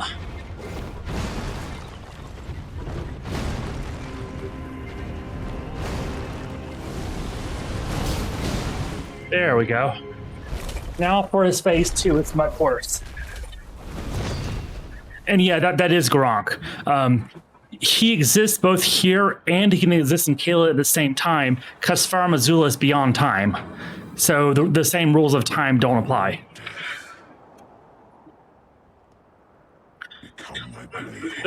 He recognized us here because I gave him all the death root in Caelid.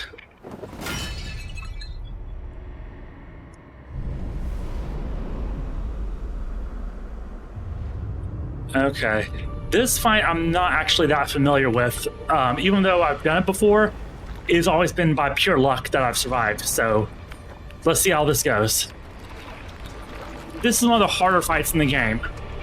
Not as bad as Malenia, but I think I got really lucky with Malenia this time.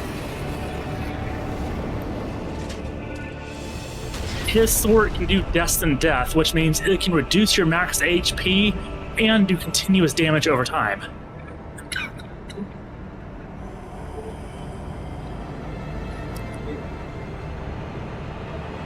This is Malikath.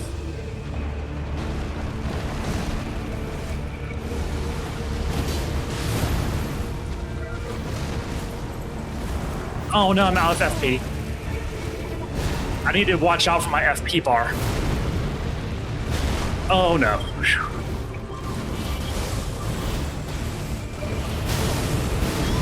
I tried to deflect his black blade.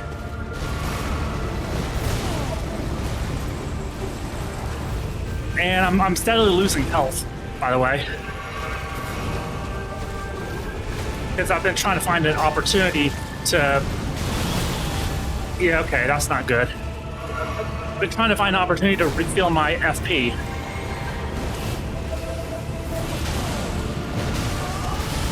And I couldn't deflect his blade. Okay. So maybe deflection is not the play here.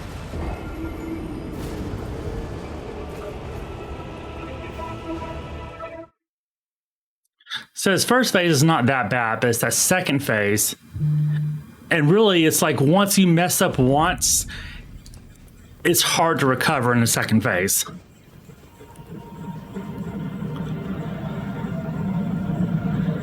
All right.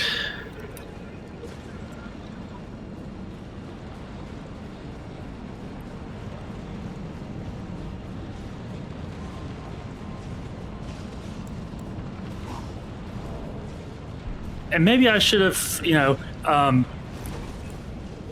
put the blasphemous claw item on the same menu as my flask, because this side menu is a little bit hard to get to.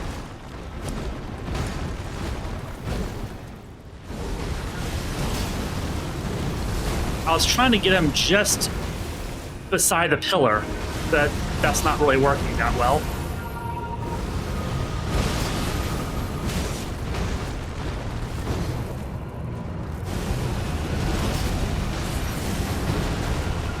Nice. Okay.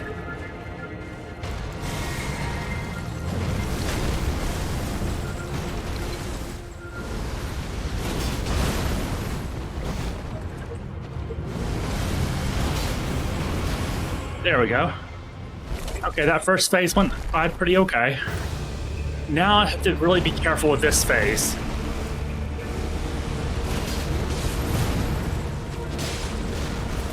Okay, maybe if I stay close to him. Oh, okay, maybe staying close to him is not the right way to go. Oh, he did his attack when I was mid-attack, so can't do much there.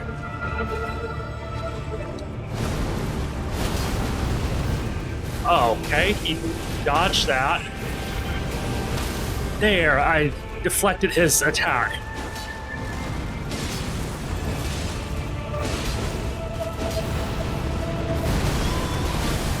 Didn't do me much good there. Alright, I need to recover FP. Alright, got him pretty low, but one mistake here can really mess you up. And I got him.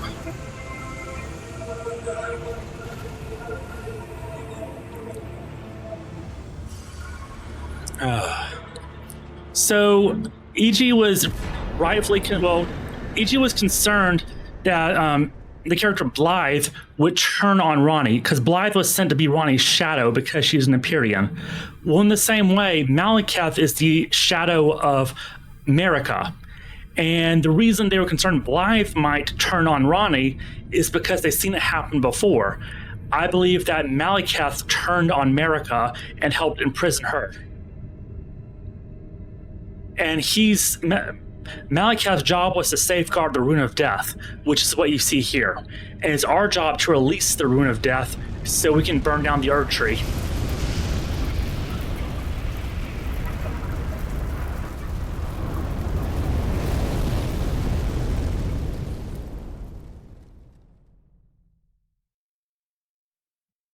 The Rune of Death is unbound.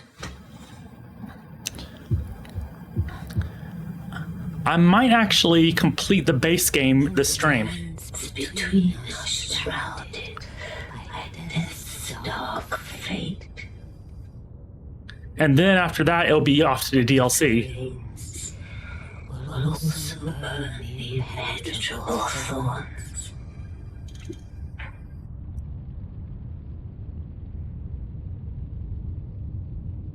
Farewell, it is then.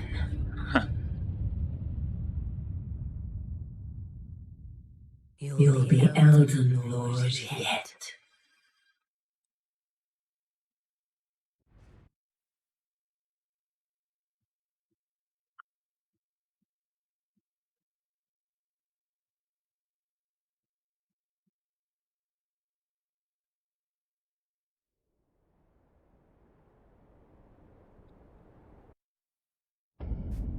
And this is Langdell now.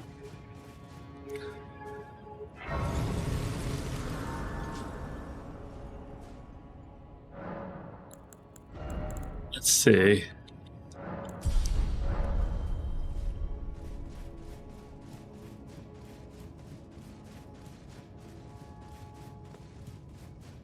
Now it's just going to be a gauntlet of bosses until get to the Elden Beast.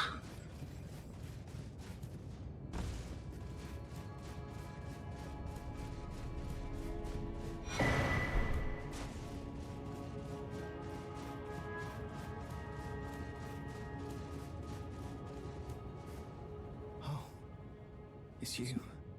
I finally come to understand. The Master is nothing more than a madman, enchanted by a vain and ruinous delusion. He rejected the perfection of the golden order, seeking to supplant our glorious faith with his own. Could there be a more pitiable comedy? Look at it.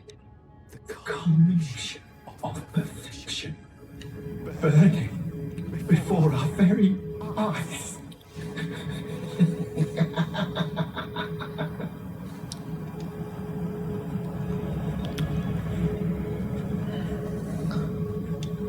I suspect that he's the one. Well, I can get his bell bearing. I have suspicions about what he did.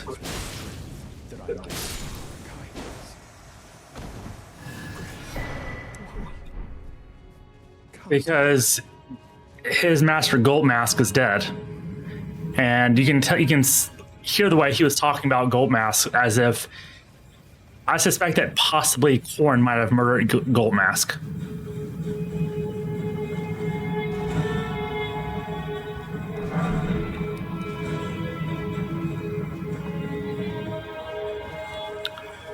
But I got his bell bearing, so I can buy Korn spells now. And there's Gold Mask.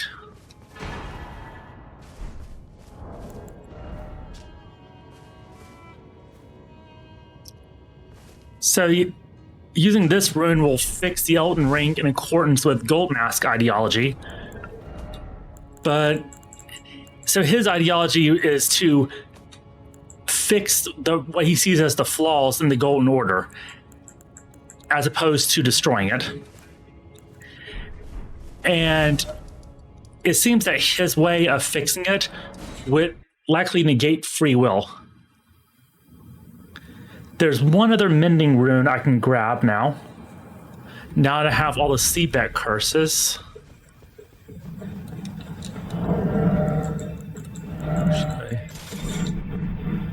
Oh.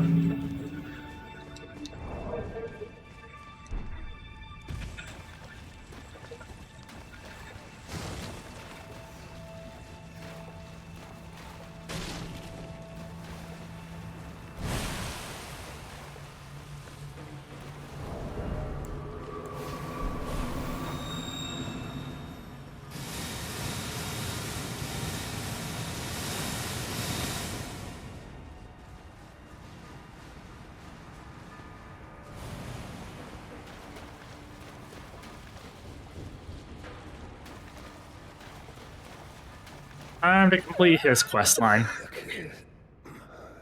Along with their children.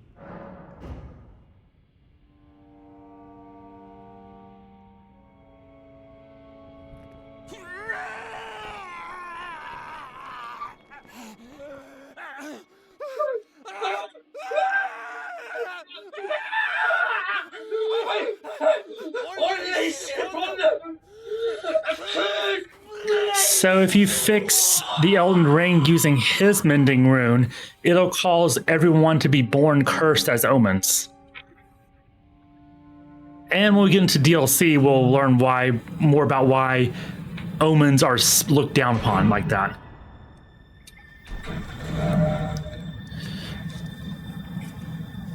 Let's see. One more quest line I can finish, and then time to do the final bosses.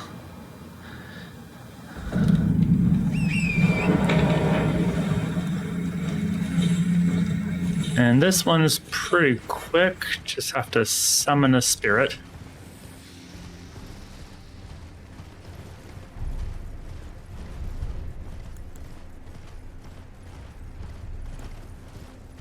What's nice is, so this incantation, Flame Grant Me Strength, it increases both your physical and your fire damage, and the Blasphemous Blade does fire damage. So this will help out, especially against literal trees.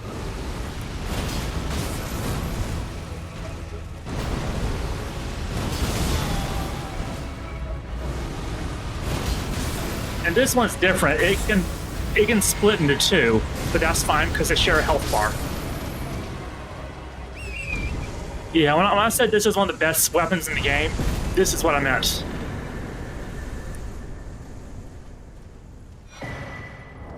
And do I have enough to level up? I actually do.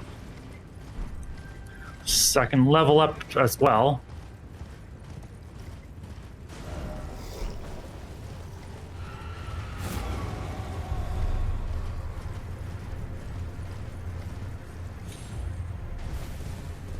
So there we go. Stargazer Ruins is what we're looking for.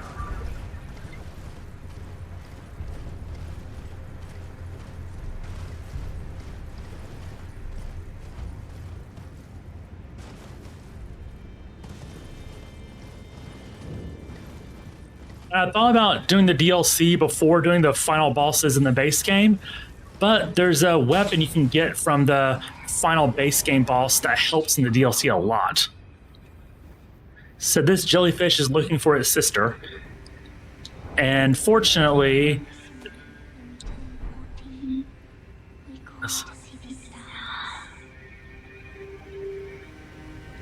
yeah, this is one of the first Spirit Ashes we got from Roderica.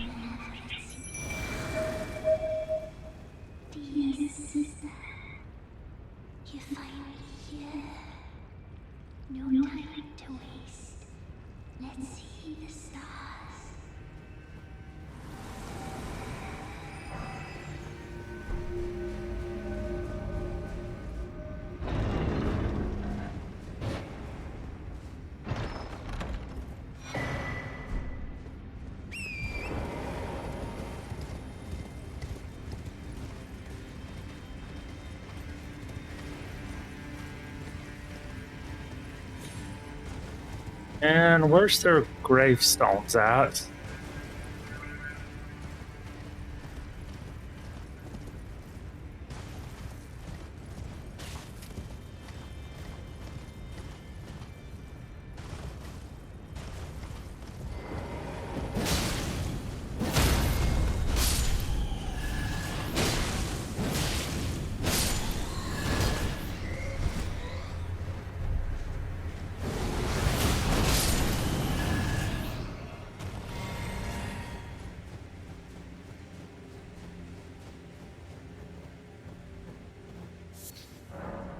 Here lie Aurelia and Aureliette, who never saw the stars. I think the jellyfish we have is Aurelia. I think. Let's see. Yeah, her name is Aurelia.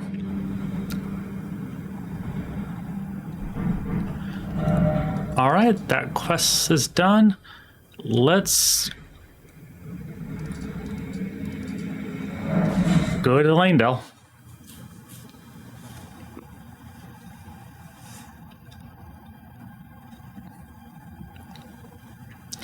And yeah, this is why I said many times to thoroughly explore Lanedale before it gets too late, because you can miss out on stuff once it burns down.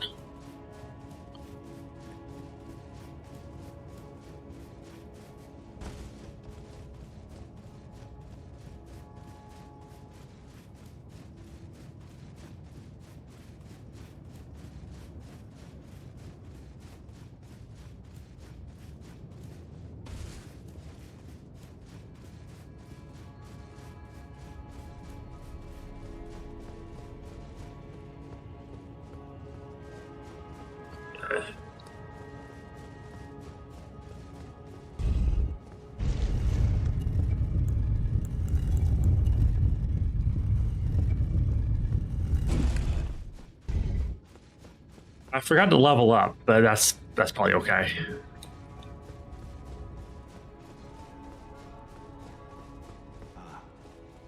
I knew you'd come to stand You, before the Elden. you can power up while he's attacking. Obviously, he's betraying you. Not a sense of affairs. Commend justice, but alas, none shall take the throne. Queen Margaret has helped us. Yeah. Onto eternity.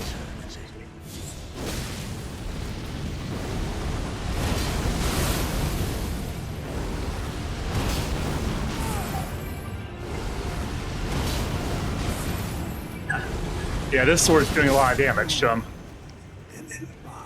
And if I let him fight me a little bit more, what you would notice is all the spells he uses are spells he's learned from the other demigods.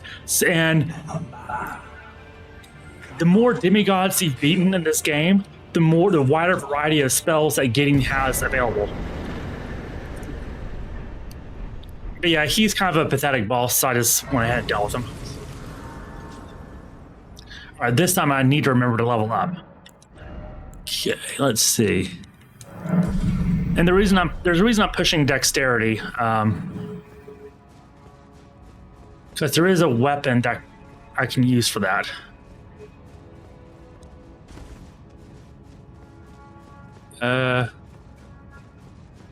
Okay, it's this way.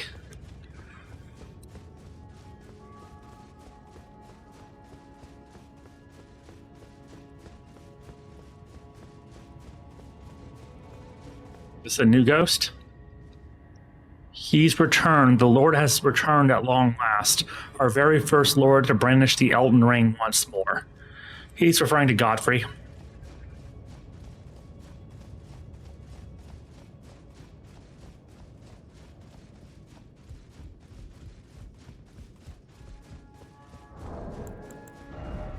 Let's see, I'm about 50,000 runes away from...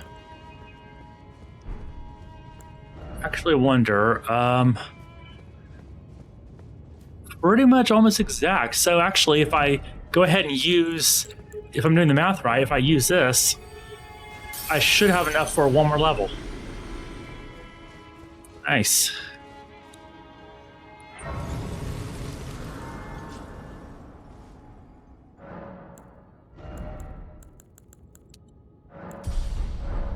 All right, so for this fight, what I'll prioritize is defense.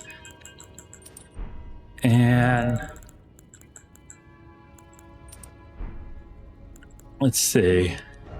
I'm probably going to stick with my Blasphemous Blade for this fight rather than spells. So, yeah, this is good. But, I might want some more runes, so I'll just equip the Golden Scarab. Okay, I'm still at medium equip load, so that's fine. Now, Godfrey is the assumed name he took on once he became Elden Lord. Kind of like how every pope takes on a pope name. His real name is Horaloo, last name Laux. Same last name as Nephililu. And we can actually summon her for this fight. Now, when we first met Nephililu, she said that Gideon was her foster father. So we don't know who her real father is, and we don't even know if Horaloo is her real father either. These people live for a very long time, so he could be a distant relative for all we know. We just don't have that information. bit. I'm going to go ahead and power up. Golden Vow.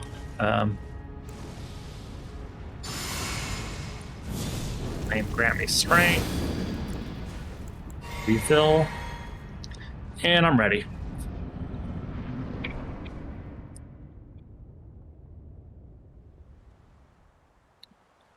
This is the second to the final boss.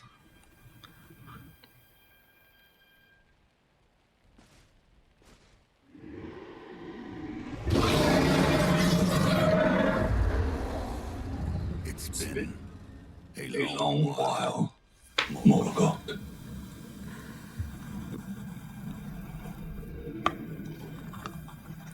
The lion on his back actually limits his power.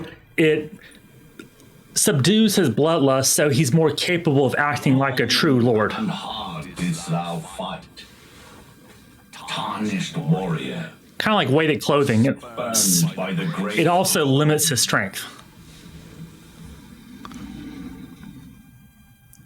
Be assured the Elden Ring resteth close at hand.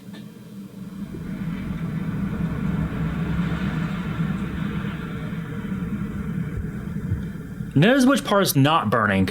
I think that my theory was that the Elden Ring had been burnt once before, and only a small sliver of it is actually real. His axe, I think, was made in Farum Azula. It looks like the blades used by the beastmen of Farum Azula.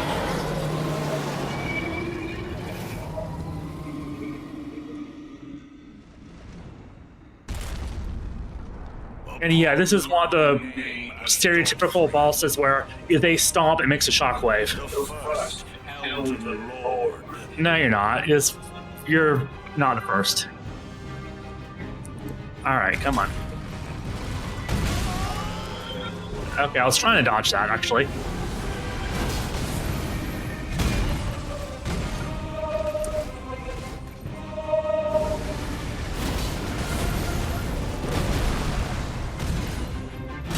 Yeah, he likes those shockwaves.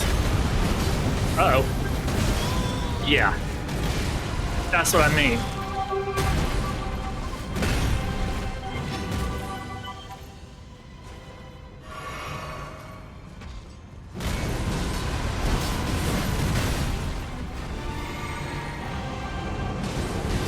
Uh-oh.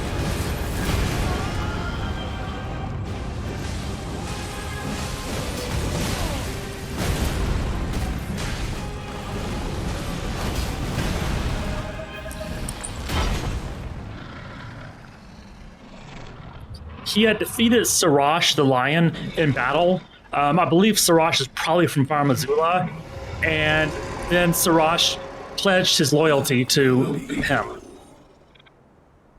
Thou didst me good service, Sirash.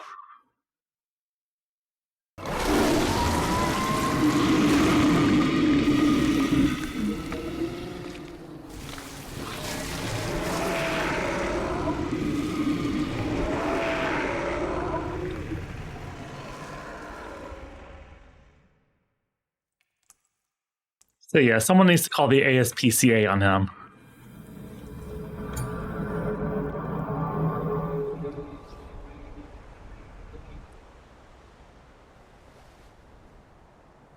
I've given thee courtesy enough.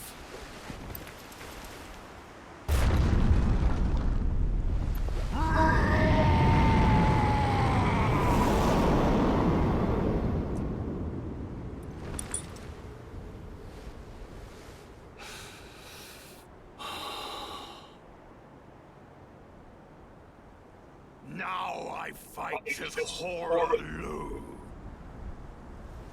Warrior!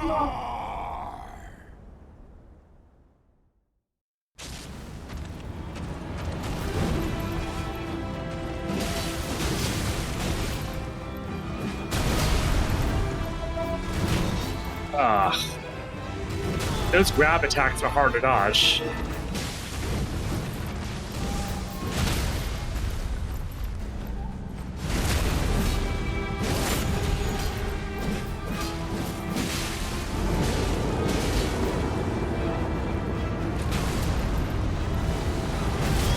Oh, okay, he has a follow-up. Okay.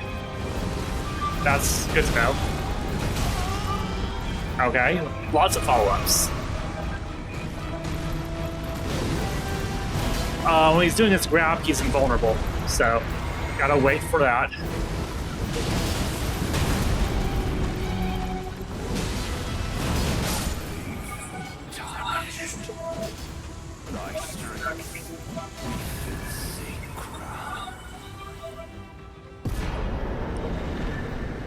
All right.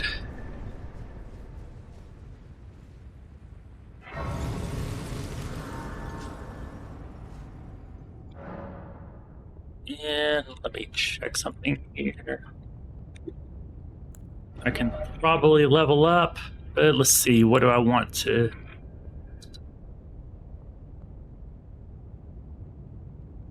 Okay. So let me push... I can only get one more faith point? Okay. In that case, I'll push mine. Okay, now to enter the Erd Tree. And do I have enough? I probably need another flask or so. Yeah.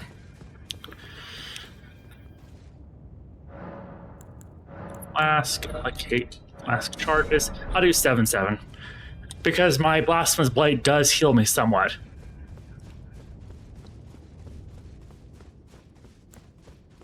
Alright, here we go.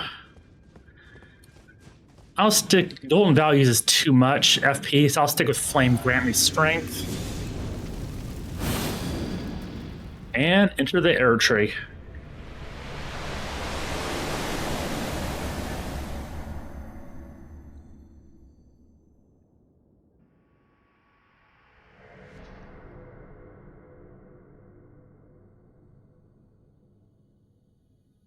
And yeah, that's Marika imprisoned because she committed treason against the greater will.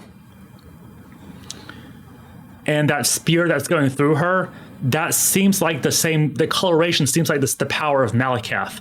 So when I said that, I think Malakath turned on her because she betrayed the greater will. That's why.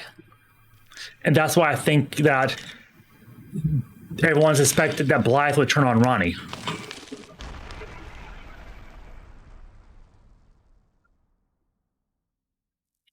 But as we learned in Lanedale, Marika is Radagon. So now she's turned into her alter ego, Radagon. She wants us to succeed. Her alter ego, Radagon, does not, though. So he's the one taking over.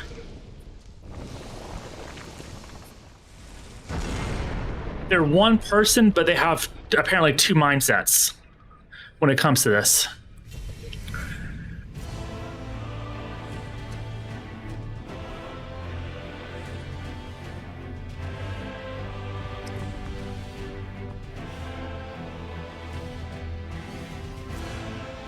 And yeah, that's the Elden Ring inside of him.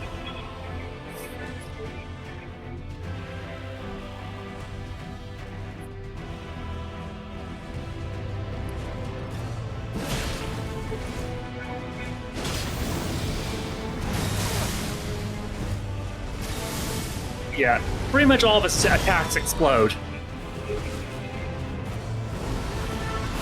This Blasphemous... Oh, he deflected that. The Blasphemous Blade is good, it takes kind of a long time for its attacks to go through. So I have to be careful of its deflections.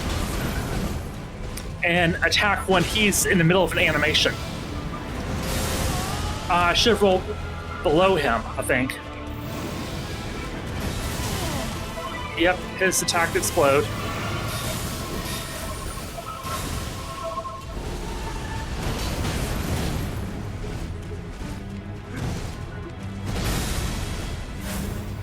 Do I have enough time to drink?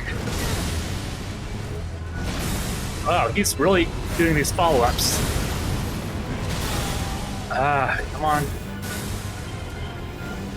Do I have enough time? Nope. Not enough time to... Okay, I was jumping, but okay.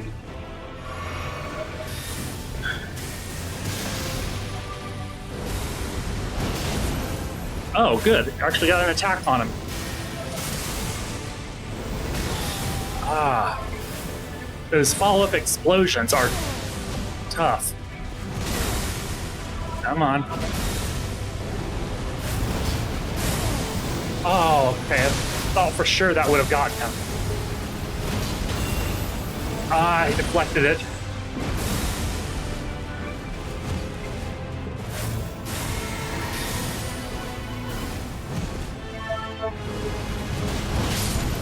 There we go. But now there's a phase 2.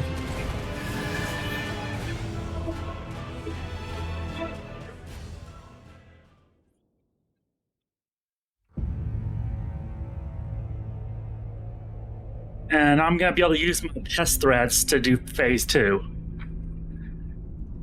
Didn't get me through Placidus Axe, but the regular pest threads should be enough for this.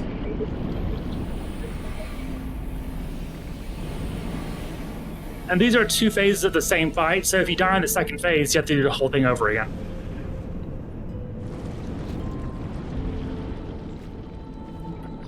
This is the Elden Beast. It came along with the Elden Ring on a meteorite from outer space, and it's sort of the embodiment of the Greater Will.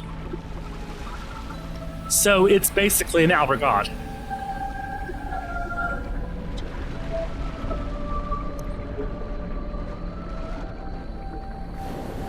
And there's this what's called a supercluster of galaxies called the Laniakea cluster.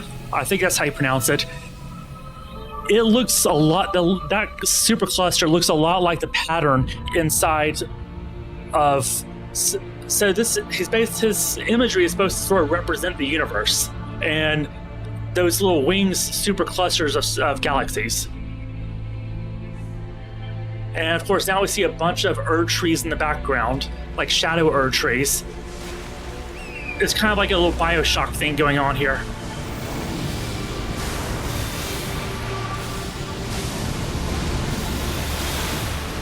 And yeah, you can use Torrent for this. Originally you couldn't, but they did an update where you can use Torrent now. Okay, that was not good.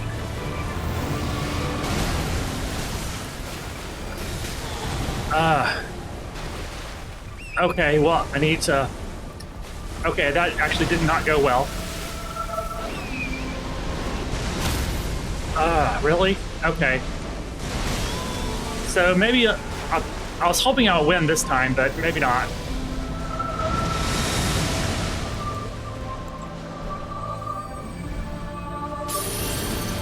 Okay, better than nothing. Okay.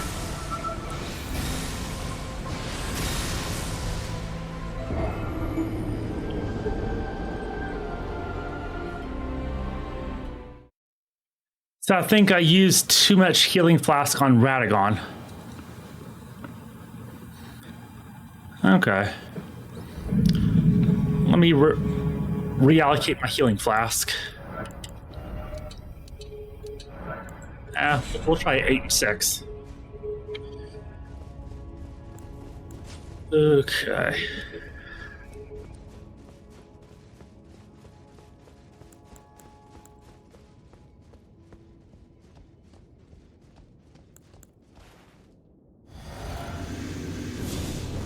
Between the two, I still think Radagon is the greater threat, but I just got pretty unlucky with that one, getting knocked off Torrent.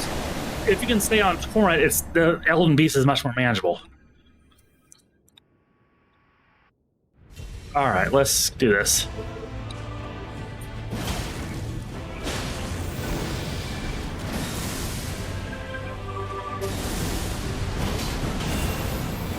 That deflect. Have to watch out for that.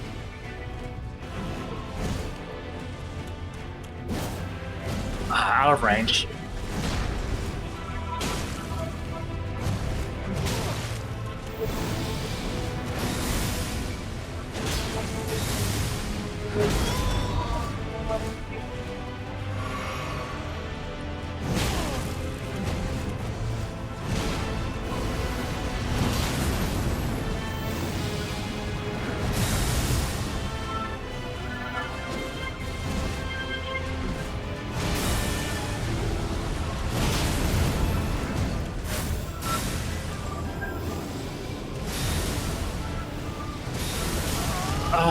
Okay, dodge, jump, just, okay. And I guess jumping doesn't help, really.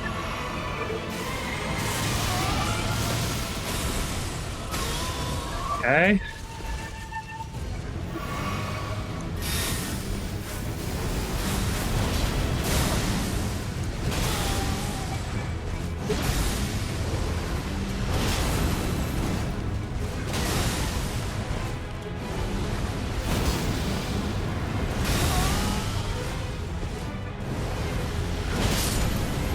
Nice.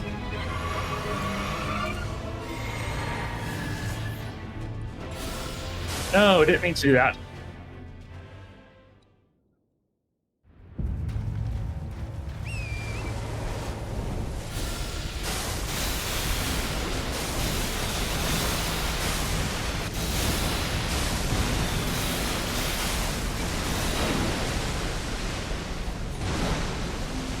Okay, now just don't let Torrent get destroyed.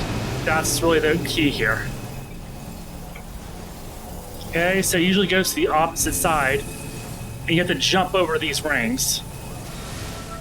So where did he go? Okay, there he goes. And these things explode. They're basically nebula. Jump over the sword. Okay.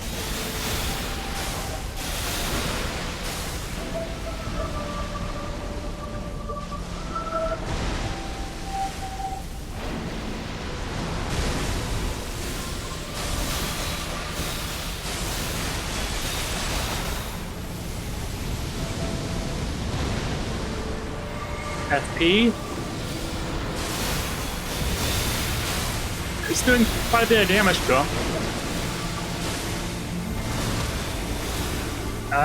But this attack is tough. Okay.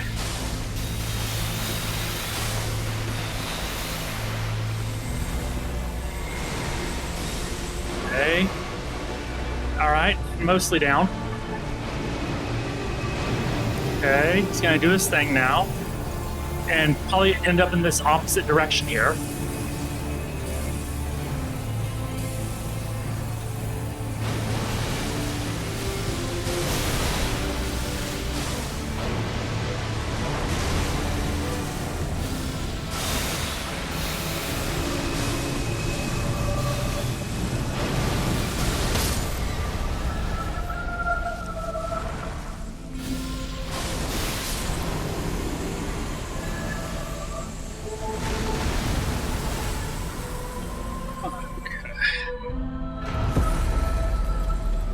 Notice how the message is a little bit different this time. Okay.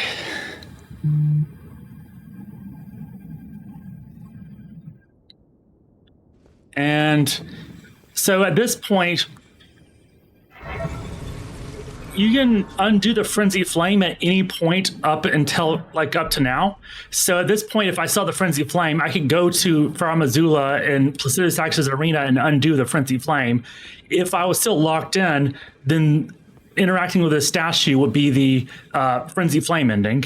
Interacting with it now will either give me the default ending, or I can choose the ending, a variation from one of the mending runes, like these mending runes here. Or, and this is what I think the better ending is, since Ronnie's quest is completed, I'm going to choose her ending, and then it'll be off to the DLC.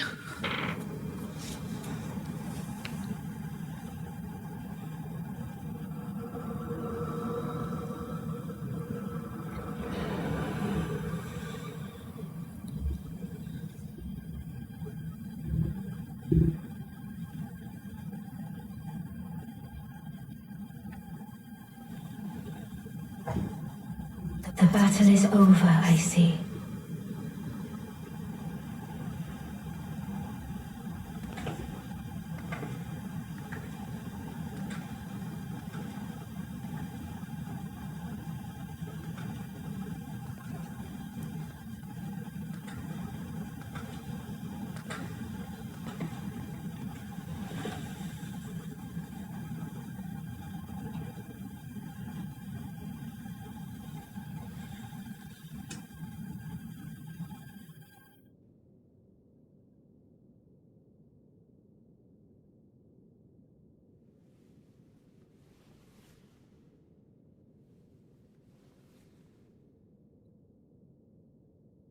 I do solemnly swear to every living being and every living soul. Now cometh the age of the stars, a 1,000-year voyage of the wisdom of the moon. Here beginneth the chill night that encompasses all, reaching the great beyond. Into fear, doubt, and loneliness, as the path stretcheth into darkness.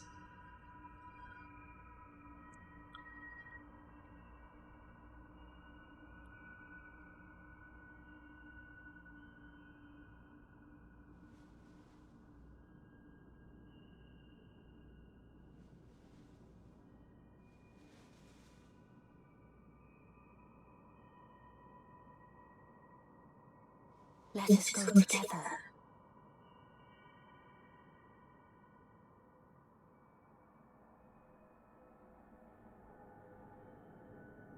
My dear consort eternal.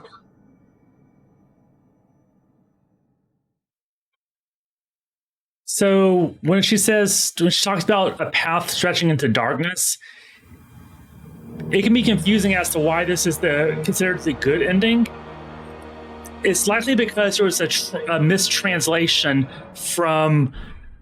I made sure to just no on that question. Otherwise, it would start me a New Game Plus, and I'm wanting to do the DLC. You can actually do the DLC at any point after you defeat Radon and Moog, but it's better to wait until you're higher leveled. But there's likely a mistranslation from Japanese to English, which is why it sounds really terrible what she's saying. But what she's basically actually saying is she's wanting to remove her order far away from the planet, into outer space, so that people are free to basically control their own fates. Because she was born into a system where her fate was decided for her, and she struggled to break away from that. That's where determinism. So whereas the greater will, the golden order here, here on Earth, dictating everything, all that, she wanted to remove all that and let people be free from the interference of any higher beings and all that. So it sounds very ominous what she's saying, but that's really it. And she sort of confirms this if you talk to her in her rise after her quest is done. So yeah, I got a lot of runes there, and the reason I wanted to defeat the Elden Beast before the DLC is specifically for this weapon I'm about to get, which is the Sacred Relic Sword.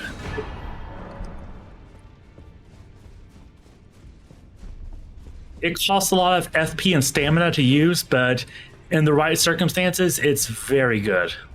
I'll probably be using this alongside my Blasphemous Blade. Could you tell me what happened? And I think he lost his memory. Ruins.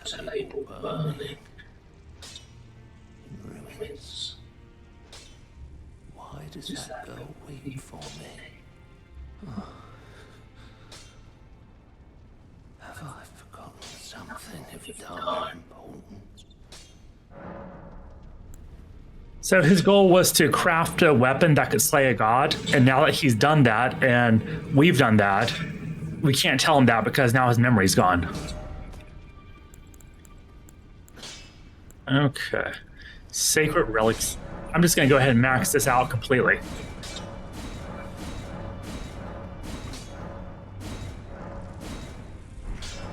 Totally worth it. And I can use the rest of these runes to level up.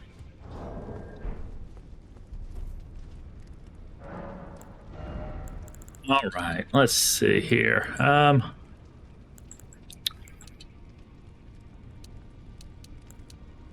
Yeah. Surprisingly not many levels. And let's see, I'm at level 146. The meta for PvP is 150. So a lot of people try to that's a good level 150 is a good level to end on, like to complete the base game on. And then for the DLC, it's pretty open. I mean, some people are more comfortable getting into like level 500s and stuff, but I've completed DLC around like level 180 before. So it depends on how comfortable you are with the challenge. But yeah, time to go to Cocoon of the Empyrean. This is Mikla's cocoon. And Mikla is cursed to be in the body of a child forever. But notice that this is definitely not a child's arm. Like, whoever this is much bigger than a child. This is Mikla's body, but the curse is no longer present because Mikla is no longer present. He's left his body behind. Moog doesn't know that, though. Moog was under the delusion that Mikla was still in here. And Moog was the one who kidnapped Mikla from the Halig tree, but Mikla was the one pulling the strings. And that'll become more apparent in the DLC. Come now, touch the withered arm and travel to the realm of shadow. Mikla was using Moog for several purposes, and one of the purposes was the ability to use the Formless Mother to travel between lands. So here, the lands between, there's a big gap here where it looks like a huge chunk of land was removed. And that's what happened. The Land of Shadow was removed from here. And in order to get there, in order to get to a land that was sealed off, the Formless Mother's ability to create portals out of blood was needed. And as you can tell, there's been a lot of blood spilled here. So how much of that was Moog's doing and how much of that was Mikla's plan all along to spill all this blood in order to open up a portal? It remains to be seen. Moog is still called the Lord of Blood for a reason, but Mikla was really the one pulling the strings here. As the item description from Melania's helmet said, Melania described Mikla as the most fearsome Empyrean. So he's more than what his like little innocent facade sort of lets on. But here we are in the Land of Shadow.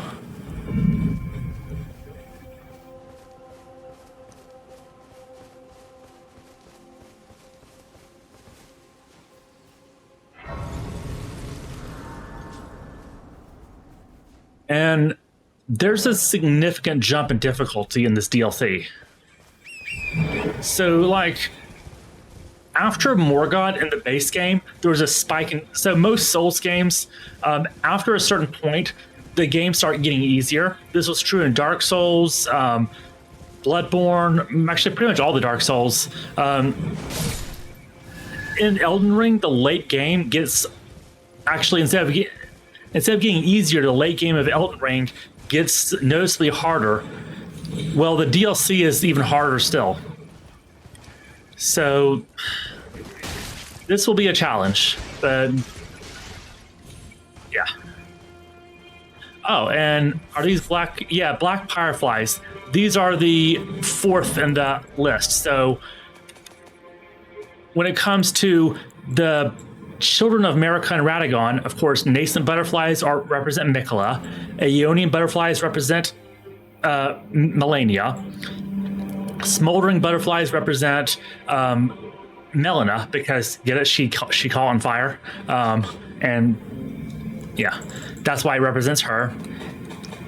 And now the black fireflies represent Mesmer, another one of Marika's children who is sealed away in this land. Like Melina, he's also heavily associated with fire. Except, unlike Melina, he starts fires instead of catching on fire.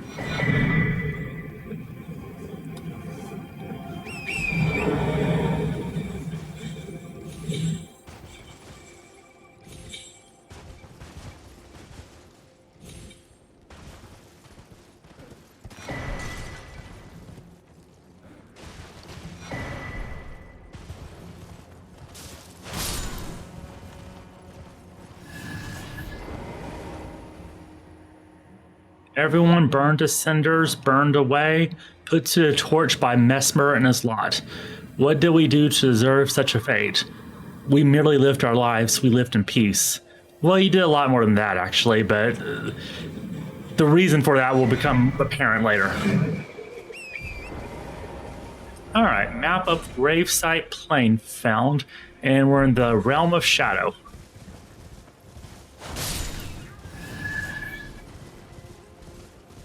And so in addition to the regular level up system, there's another method of progression here that only applies to the Land of Shadow, Shadow Tree Blessings. And you basically start off pretty weak. But as you increase your Shadow Blessing, you do more damage and you take less damage.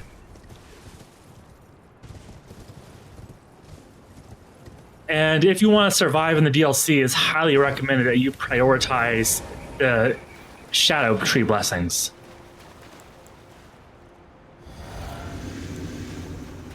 These guys, don't let them guard counter you.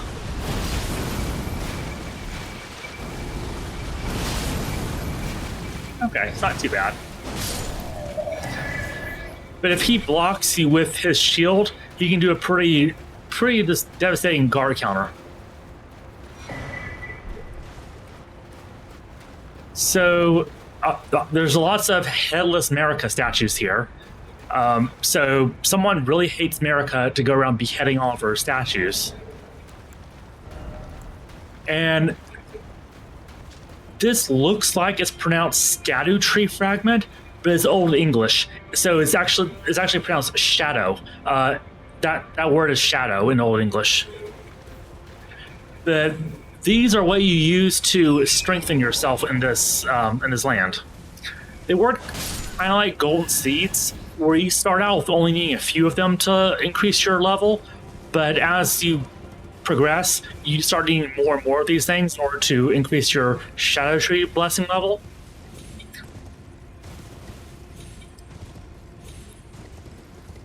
But yeah, if you don't want to get one shot by every enemy in the DLC, then collecting these is essential. I'm probably not going to go out of my way to collect all of them on stream. If there's some that are kind of far off stream, I'll do those off. They're far out of the way, I'll do those off stream. But for the most part, pretty much everywhere where you can collect the Shadow Tree Blessings are points of interest anyway, so it might just work out to where I just end up getting them naturally. I need to increase my endurance, and let's see here. I'll just replace my golden scarab with that, so I can carry more stuff. And let's see, can I? Okay, that'll still put me at heavy load, so I still need to level up endurance some more. And I don't know if the Beast Repellent Torch works on ghost dogs or not.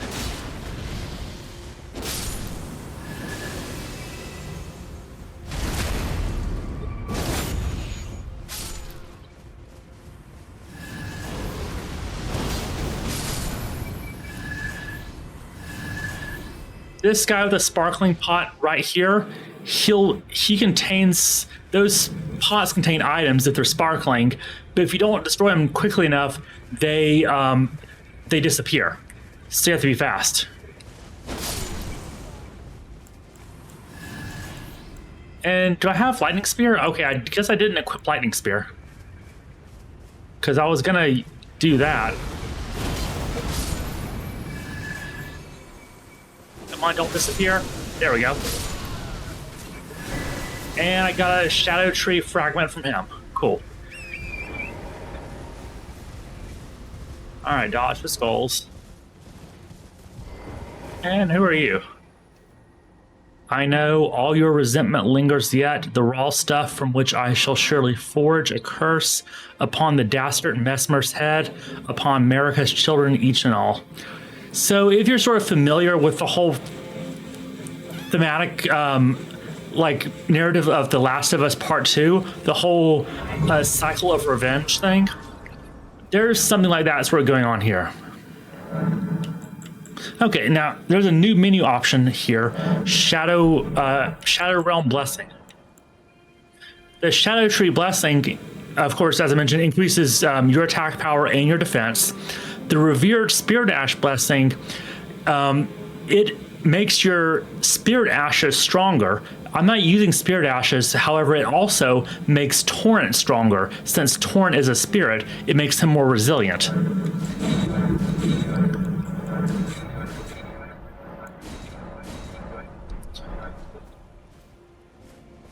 These Furnace Golems here, with my current build, I don't really have heavy weapons that I can use, so I'm going to ignore these, and until I get the Pest Threat Spears incantation. Once I get that incantation, these will be more manageable.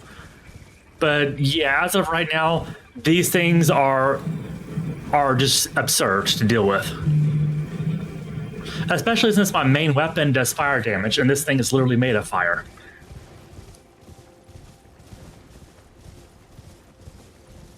So I will be ignoring him.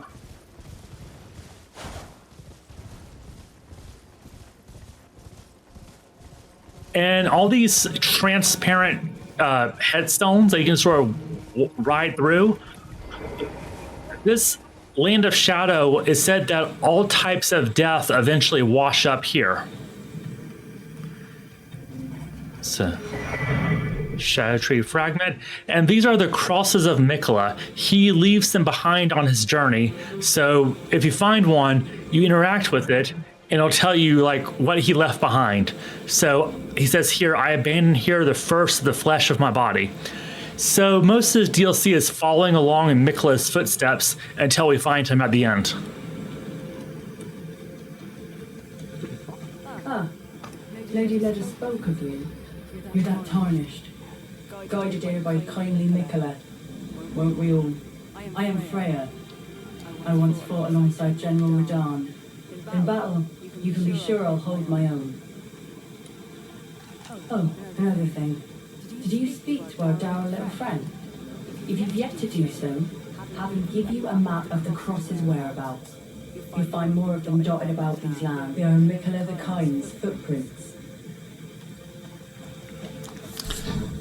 These demigods always have like little tiles to them. There's Goddard the Grafted, Godwin the Golden, Starscourge Radahn, Renala, Queen of the Full Moon, Melania the Severed. But Mikola is the interesting one because his title is Mikola the Kind, because people think very highly of him. But there's more to it than that. Aye, another. Treading the heels of Mikola. Then, as that woman would surely say, we are in our purposes well aligned. But understand, your kind are not forgiven. The Earth Tree is my people's enemy. But America long betrayed, set aflame. I believe Mikola's apologies when he says our delivery will come. But never will I see your kind as worthy. Mutual. And yet my oath I cannot overlook. If Mikola is who you would seek, then comrade, allow me to give you this. These are the sites of the crosses I found. I urge you, follow after Mikola. As long as you abide by his footfalls, you will be no enemy to me. So he goes by the name Hornsent, but Hornsent is the name of his people, and you can't really see it that well because he has his head covering, but he has horns coming out of his head. And as you may know, the Omen also have horn sprouting, and they're considered cursed. The explanation given in base game is reminiscent of the Crucible, which is like basically heresy because it's pre-Earth Tree. But as we can see, there's another reason why Omens are likely hated, and that's because they remind America of the Hornsent, and America has very good reason to hate the Hornsent.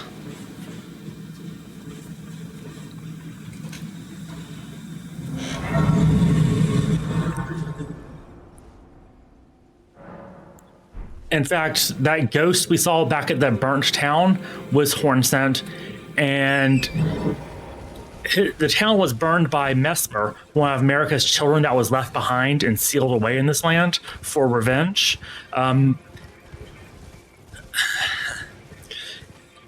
And so basically, there's genocide going both ways here.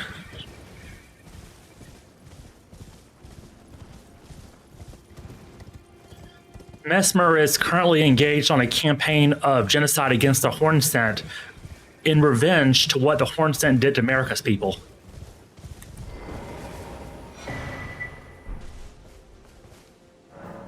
I abandoned here a part of the flesh of my body.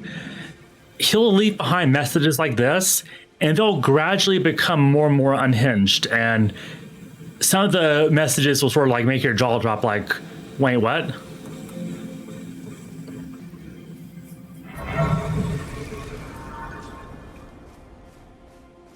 You must be the tarnished. I am Ansbach, formerly in service to Lord Luke, but now, like you, another soul guided by kindly Mikola. I'm hardly the steady hand I once was. My fighting days are far behind me, which is why I have chosen to dedicate myself to investigation, to discern tender Mikola's ultimate purpose.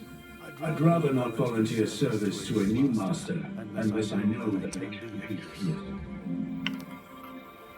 May I request the service of you? 6 crosses, identical to this one, have been discovered in these lands. They are akin to tender Mikola's footprints, or gravestones, which mark what is left behind. If you discover any more crosses, be certain to tell me. I presume you, too, are keen to know just what kind Mikola is doing here. The way everyone speaks of Mikola so adoringly, they're brainwashed. Mikola has the power to brainwash, like not brainwash. It's called bewitching or charming, where basically he can make people adore him and want to do anything for him. That's why there were suicide bombers in the Haley Tree, because they're willing to blow themselves up in service of Mikola. I presume you just want. Okay. Hello there. Together, we work together for Mikola the Kind. Many things we have found.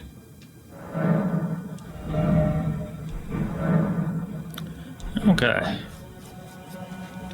Many. Goodbye. Can't talk to him yet. So this is the first major like dungeon area. But like I said, it pays to explore and find the Shadow Tree blessings to become more powerful so you don't get one shot by everything. So yeah, that's what I'm going to do. I'm going to get some Shadow Tree blessings.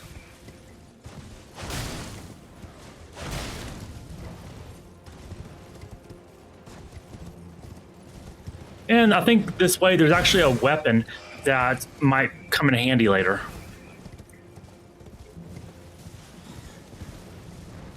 And we can also find the adherents of the Formless Mother here in the Land of Shadow. So in the Lands Between, it was Moog and his little cult. In the Land of Shadow, they're different. But the Formless Mother has worshippers on both sides of the separation. And of course, it was likely her power that allowed Mikola and us, by extension, by touching the arm, to traverse that barrier and enter the Land of Shadow. Ah, come on, bruh. Okay. There we go. Need that fragment. These are the guys who worship the Formless Mother here in the Land of Shadow. And there's a little, like, settlement of them up here.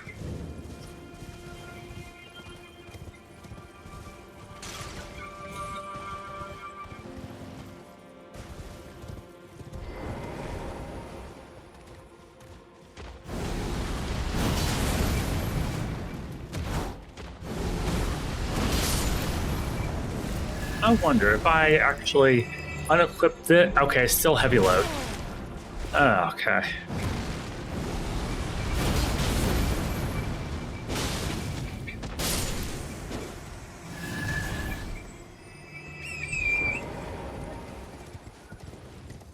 Once I get some more endurance, I'd like to have both Blasphemous Blade and Sacred Relic Sword equipped so I can just swap between them like whenever I need to. What I may do is I have way too many weapons here. I may just put a bunch of weapons in my storage and just have what I'm actually going to use.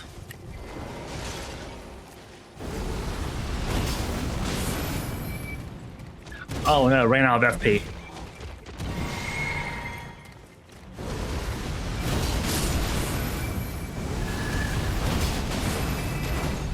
Nice try. All right. Easy.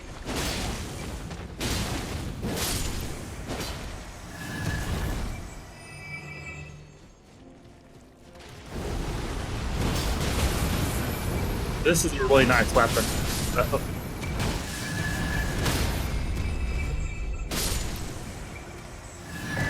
And this weapon here, you can only find one of them. It drops from this enemy only once.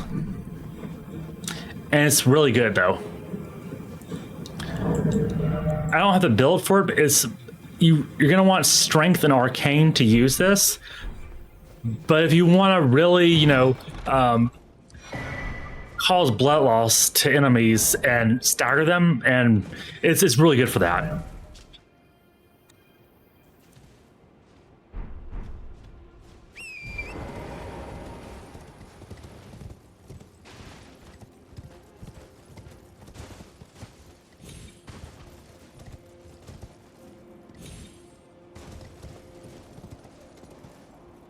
Being a lot done this stream, surprisingly.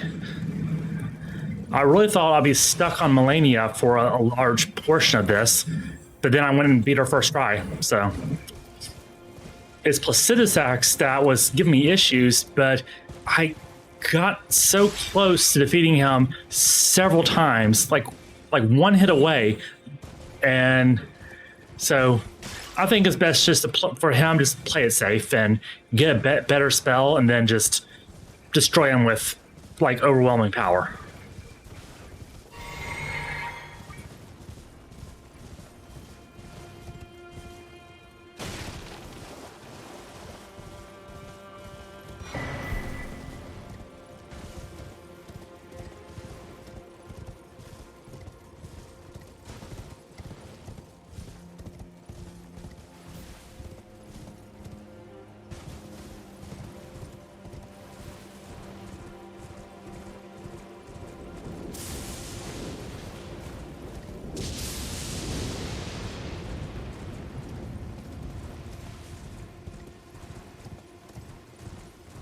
Looking for this abandoned church to jump down into.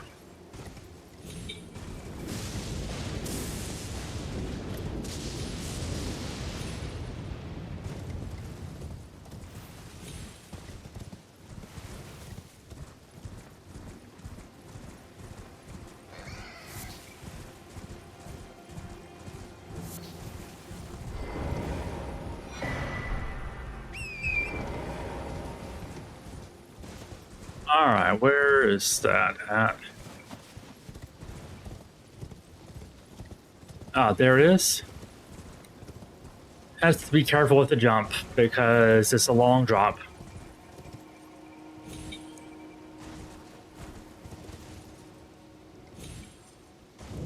Nice, okay, survived. Survived that. Now, let's see. Okay, pretty good. There. What I'm actually looking for is not the obvious shiny thing, but this. The pata. It's a fist weapon with blades attached. So it has the speed and advantages of fist weapons, but with more reach.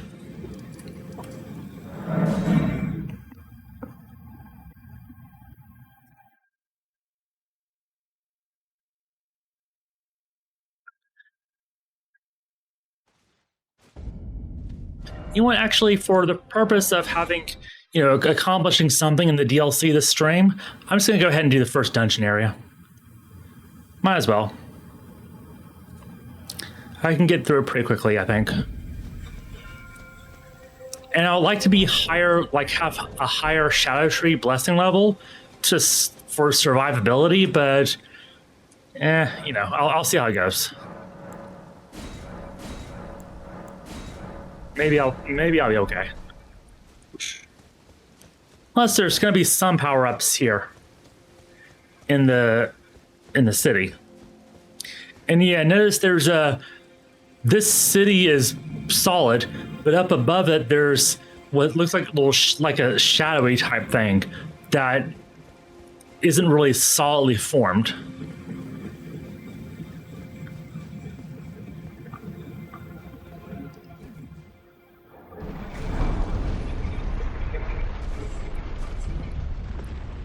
I'd like to make some sort of analysis of the doors here, but after looking over this before, nothing here seems really recognizable. I'm assuming there's some meaning behind it, but they just look like regular people to me. But one thing you will notice is a bunch of spiral imagery. Like all the columns are spirals. Throughout the Land of Shadow, spirals will be a pretty significant piece of imagery, and I'll try to explain later why that's important. And if you've played Demon Souls, these people should sort of remind you of the Monumentals.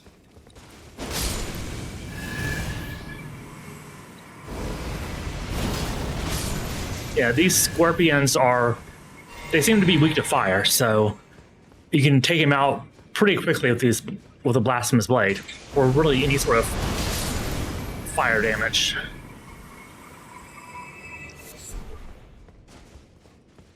I promise this DLC actually is hard, even though it doesn't seem like I'm having a hard time right now.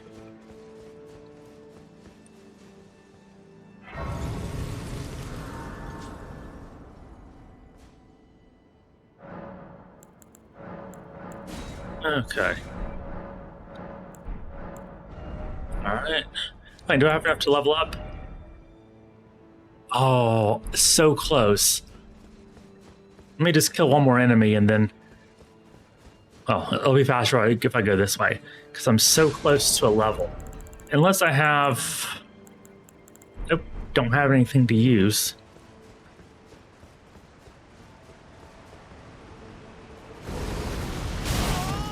Yeah, okay.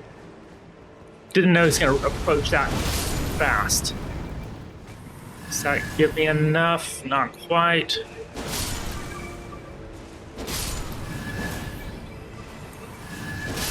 Well, there's a sign of grace up ahead anyway, so I'll just proceed onward till then. And just get easy runes from these guys.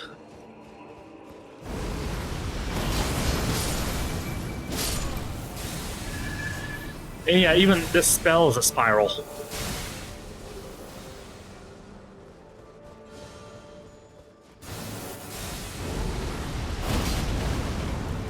Nope, not quite in range.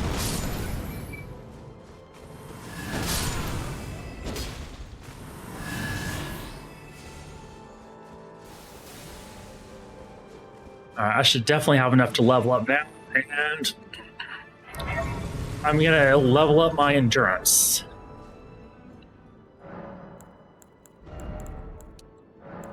Okay, only about 1 point, but okay. Is that enough for me to... Yes, okay, I finally have enough for me to use both weapons. And now it's time to see why this other weapon is so good. I'm going to be invaded by an NPC, and this is really good for NPC invasions.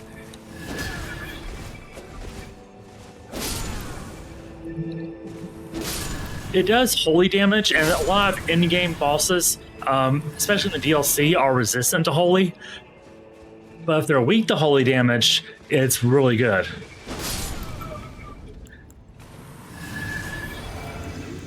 And the reason this is good against NPCs is because for some reason, they seem to have a hard time dodging it.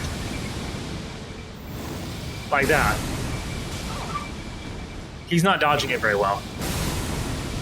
That's why I like this sword so much. And since the next to the final fight in the game, in the DLC, it's a massive NPC fight against a bunch of NPCs, this is going to be very helpful. And there's also a boss that's weak to holy, so yeah, that's why I really want this sword. This is normally a very difficult fight, but this weapon just trivialized it. Only thing you have to really watch out for is it consumes a lot of stamina. Yeah, that was easy.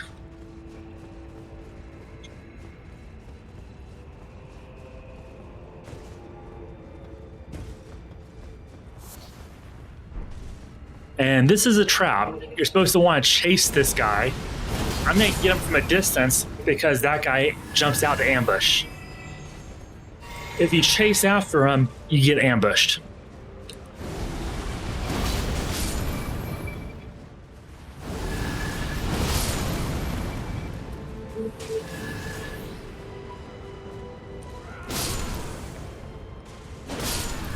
Yeah, this sword is taking out everything.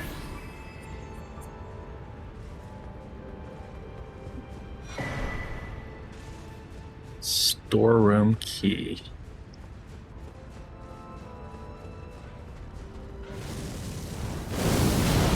Oh, okay. You know what? I forgot to equip my lightning spear spell. I don't need it though. It would be nice to have a ranged option though. I'll just have to lure him down. Because I have incantations equipped, but none for really range. Okay. Yeah, and as you can imagine, these birds are related to the death birds that you see in the lands between.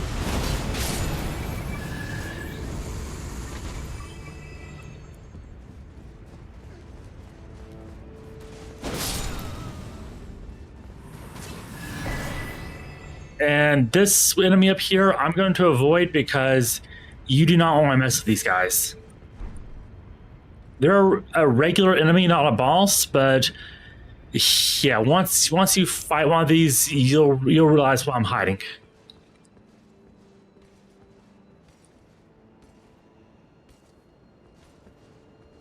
Okay, I don't want anything to do with... Oh no, I knocked... Okay. Yeah, okay. Yeah, that's why I don't like these guys. Got impatient and tried to sneak past them. Well, I mean, sneaking past them is the thing to do. It's just I was too close when I did it. Okay. That time wasn't so bad. Later on, there's a version called the Horned Warriors that are much worse. All right.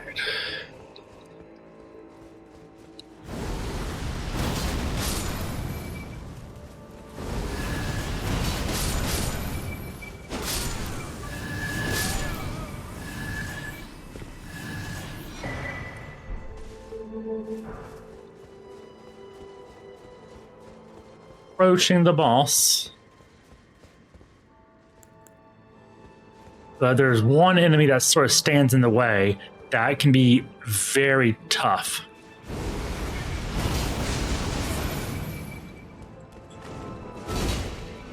Yeah, I'm gonna run. I'm just gonna run. This is another one of those enemies that I just don't even like to bother fighting and just run away.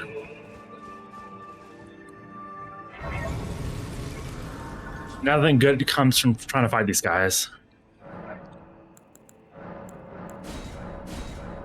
All right, up to 4. And this is the boss door. But first, there's another shadow tree thing I can get. Just have to take a little bit of damage. That's a shortcut. And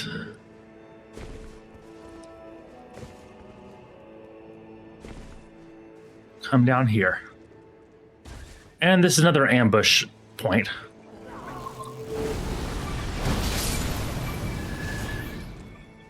Since I've played this before, I know where the ambushes are. It's not going to get me a second time.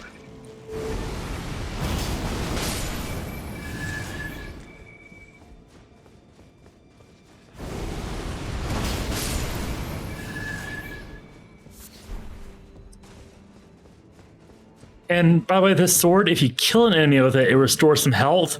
But with this Ash of War, if it just hits an enemy, even if it doesn't kill him, it also restores health. I abandoned here my armed Sinistral. So Sinistral is the counterpart of Dextral. One of them means left and one of them means right. I forget whether Sinistral or Dextral was left or right. But yeah, so here is his arm Sinistral, and later on he'll abandon his arm Dextral. They just mean left and right.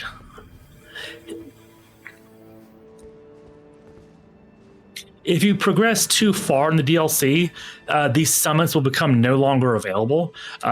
So there's a summon here for this dungeon and one for this dungeon that if you go too far, you just can't use them anymore. So I'm gonna go ahead and do this dungeon and use her.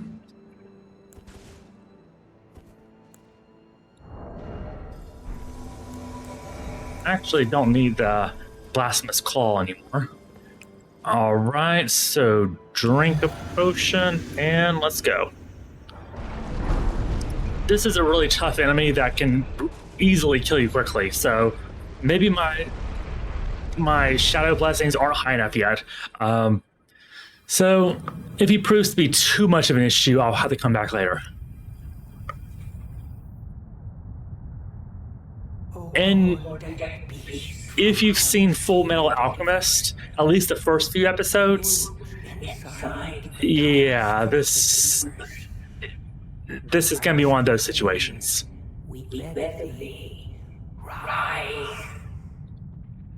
Those were people inside.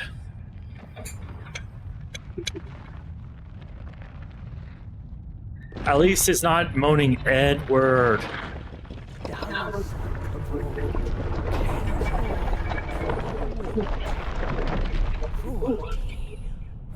And if you don't know what I'm talking about, this Full Metal Alchemist reference, that's probably a good thing.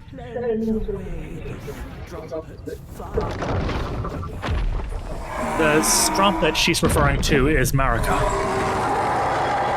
This is a Hornsent settlement, and alright, stop worrying. This is a Hornsent settlement, and the Hornsent really hate Marika, and the feeling is mutual. They're enemies for a reason. Alright, he's gonna come right at me. Okay, usually it jumps, bounces at you, but okay, there we go. Come on.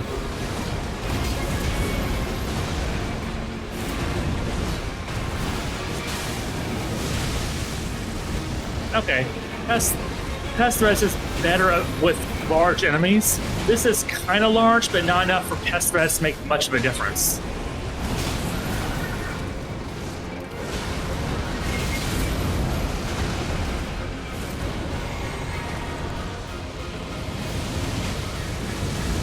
Okay.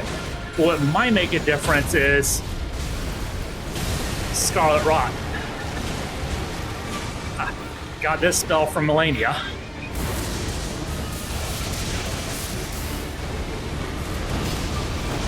Oh, time for lightning? Okay.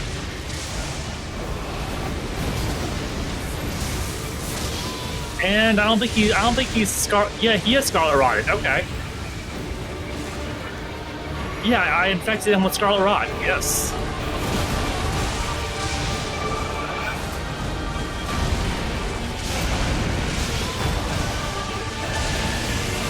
No, no, no, no.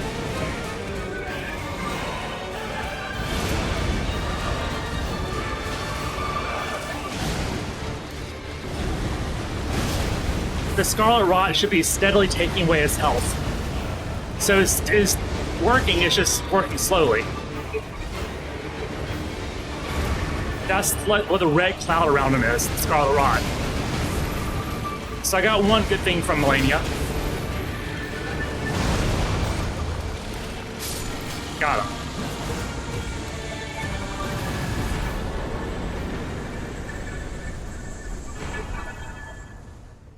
Okay. When the Impaler's army assailed the tower, the ritual of the lion dance was turned towards martial ends. Its divinity, its fury, its light-footed beauty.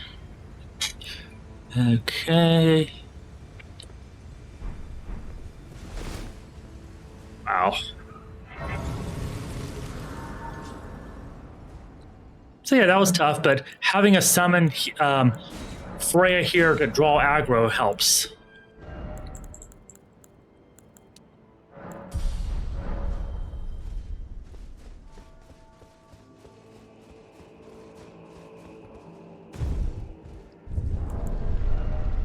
I'm not sure how much higher I'm gonna get, and I'm gonna push endurance.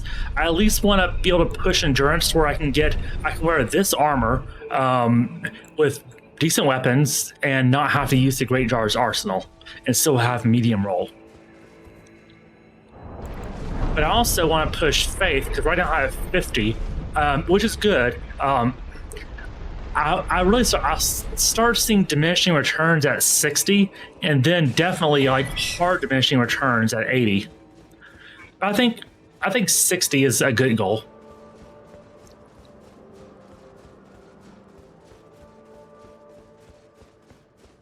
And yeah, as you can see, this is where things start getting shadowy. O towers of ours hidden in shadow, O lofty spiral piercing the heavens, lead him safely unto greater godhood, and in divinity grant our salvation. So, Mikola is the one who's seeking to use this tower to become a god, but because this is a ghost saying this, we don't know, of course, we don't know how long the ghost has been dead, but we do know that Mikola's arrival in the land of shadow is very recent, like just ahead of us. So this guy's probably not referring to Mikola. The Gate of Divinity lies in a tower sealed by shadow. That is surely where Klein Mikola is headed. We are no Empyreans, but we must locate the path that will lead us there. I will follow the crosses east. The giant head that is received, this one, Divine Beast head, I'm gonna wear it because it's gonna give me like a disguise power. So I can talk to someone while wearing this head, and in fact, actually, I'll do it both ways. Let me take the head off. So if I remove this head and come here,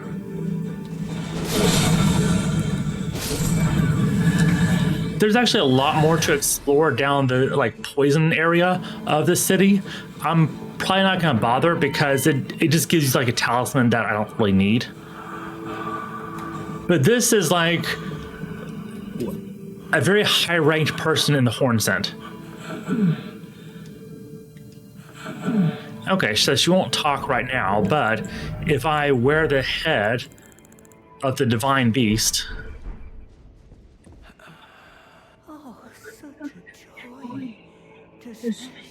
Yeah, she can't see because horns have literally grown through her eyes.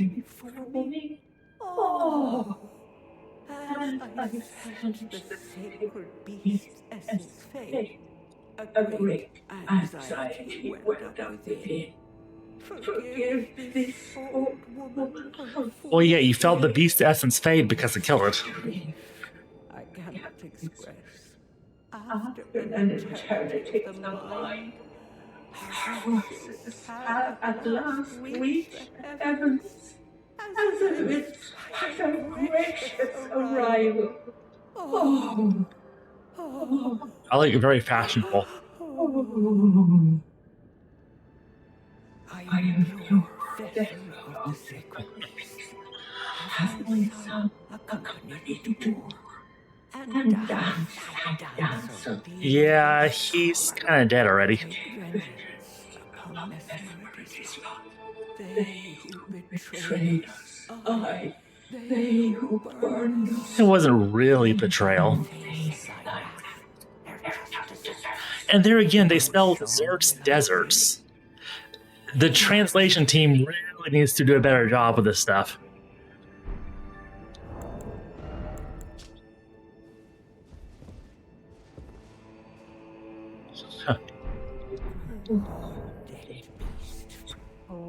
My soul. Okay. Let's see. My soul. All right.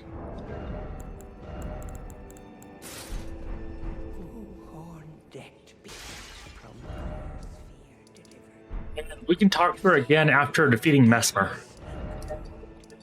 But for now, this area is done, and it won't be until later that this part gets unlocked. But let's see, I can come here.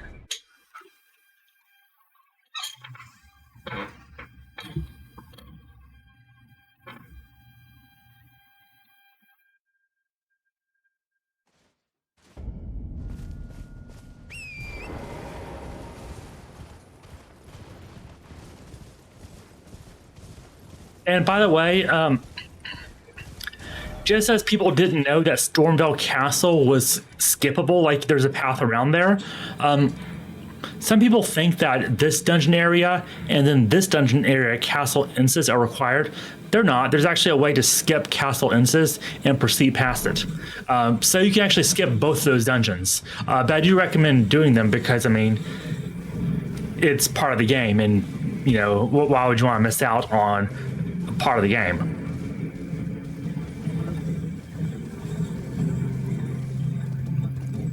Oh, see that glow off in the distance? This only happens at nighttime, but so in the base game there were 18 not sacred tears, larval tears that you could collect. In the DLC there's additional 9 larval tears, but they only appear in these circle of gravestones and only appear at night. Like, see, this has a greenish tint to it, unlike the more silvery of the base game. Yeah. And rather than coming from, like, rather than being associated with the Nox or anything like that, they come from the ground. So it's like when someone is decomposing the ground, it's like this is what comes out. Let's see if I have both of them to compare. Okay, so this is the DLC larval tier, an exceptionally rare creature that burdens from spirit graves and lives only a fleeting existence. So it's kind of like it's an organism that comes from the dead. And then this one is from the base game, core of a creature of mimicry known as the silver tier. Those are the ones in the Eternal Cities that can shapeshift. So they're different, but both of them can be used to reallocate your stats. And so far, this playthrough, I've only reallocated my stats one time to go from a quality build to a faith build.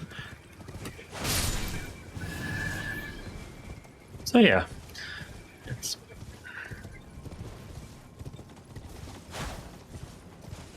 but theoretically, if you collect all the larval tiers from the base game and the DLC, then you can reallocate your stats 27 times per playthrough. Which at that point, you might as well just keep leveling up.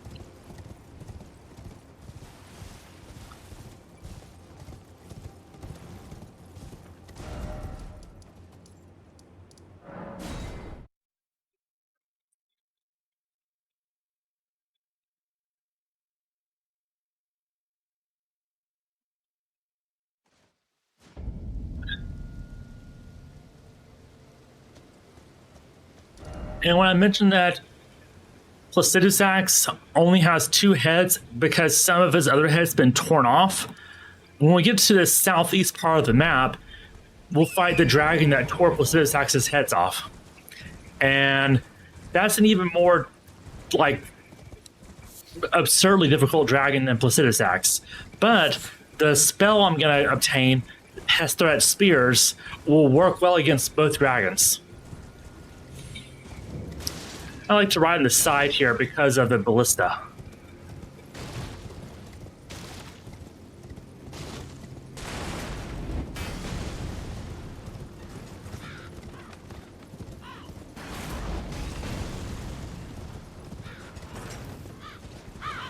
And this camp, this is one of Messmer's camps. He's called Messmer the Impaler for a reason. Because obviously he likes to impale people.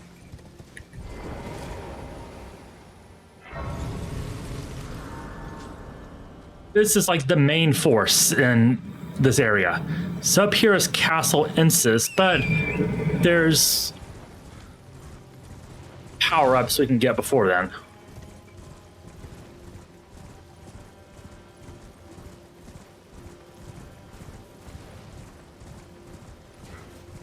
And also an NPC who's kind of weird.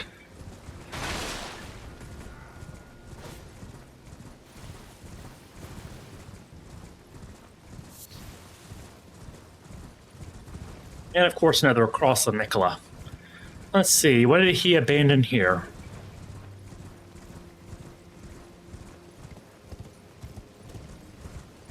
Yeah, this mountain up here is Jagged Peak. Notice how one interesting thing about this game is you, unless you fast travel or you die, you never see a loading screen. So you can go into a dungeon even underground, and the dungeon map, like map area, is part of the real world here, the actual overworld. So there's not that distinction between dungeon map and overworld map. So if you're in an underground dungeon and you progress a little bit, you're also progressing in the overworld. There's even a case in the Lands Between where 2 dungeons are actually connected and you actually see where they meet in the overworld. Let's see. I abandoned here a part of the flesh in my body. Okay, so it hasn't quite started getting weird yet. As if abandoning parts of your body isn't weird, but you know what I mean. But yeah, so there's not really any loading screens unless you die or you fast travel, and part of that is clever game design. So like stuff can load as needed, like when you're going up and down an elevator or you're going through a tunnel. And even here, this is Jagged Peak. It is not rendered here in full detail. Only a very low detail version of it is what we're seeing here. And it's not until I get closer to the mountain they'll start being loaded in full. Oh, hello there. He's the Tarnished. Lady Leda spoke of you. Another Tarnished. But yeah, if this was the Bethesda game, every time you cross through a door, there would be a loading screen. And here on kindly Mickle's account. So, well, here's to new beginnings, I suppose. This guy is obsessed with taking a nap. I'm as weak as a kitten and thick as 2 planks. He just wants to sleep. Been this way since the very day I was born. I'm afraid the only thing I'm proficient in is poison. Sorry. So, in other words, he's the most relatable character here. I'm not going to use this, but this is a new weapon type in the DLC. In the base game, perfume bottles were like consumable items, but in the DLC, they're their own weapon class. Okay. Just give me the word if you get any poison.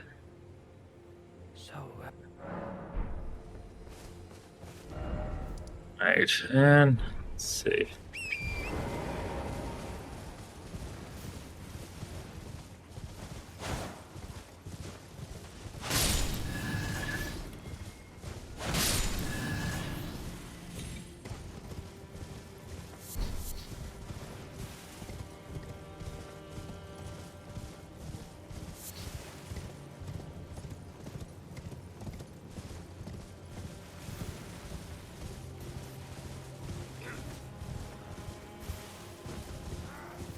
And this is the secret path around Castle Insis. I'm not going to progress too much further past the castle, though, because if you go too far north, it'll remove the summon from the boss in Castle Insis, and it's one of those fights where you probably want to use it.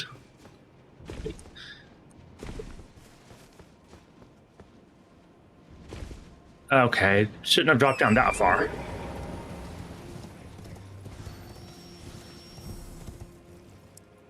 But there's some pretty good stuff I can get this way.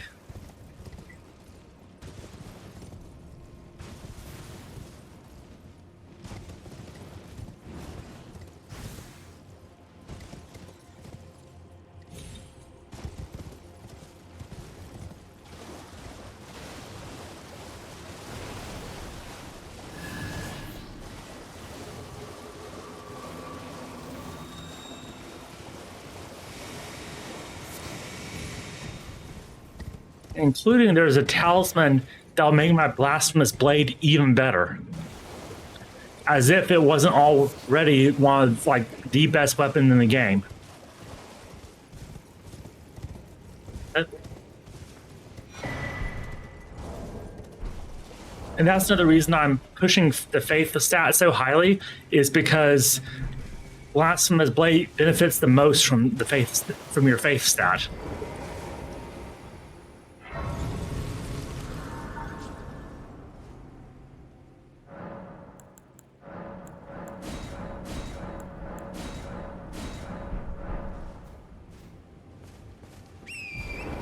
After Shadow Tree Blessing level 10, you do start seeing some diminishing returns. So they're most effective up to level 10.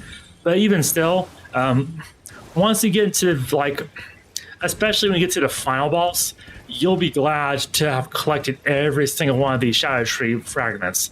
Every little bit of advantage you can gain helps.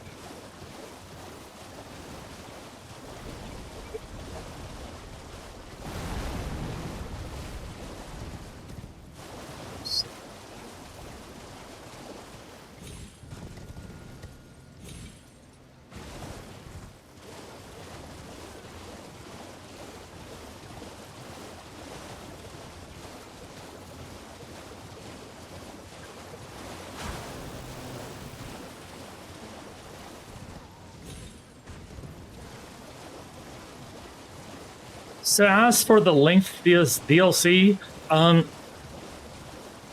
not actually really sure how this is going to go, because the final boss has potential to be one of those things that you get stuck on for quite a while. So did Melania, for that matter, but I was really not expecting to beat Melania first try this stream.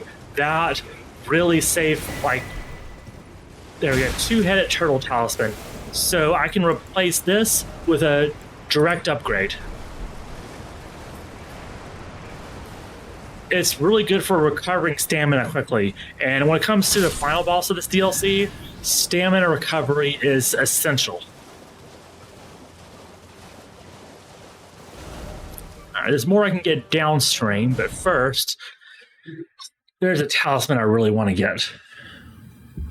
So yeah, in the early part of the base game, I collected a lot of power-ups early on. Same thing I'm doing here. There's a lot of power-ups you can get without having to do much fighting. I'm going to sort of balance it out, though, in progression. Fight some, power up some. Because there is going to be a limit to how much I can, to how far north I can go, if I want to still be able to use Leda during the fight in Castle Insis.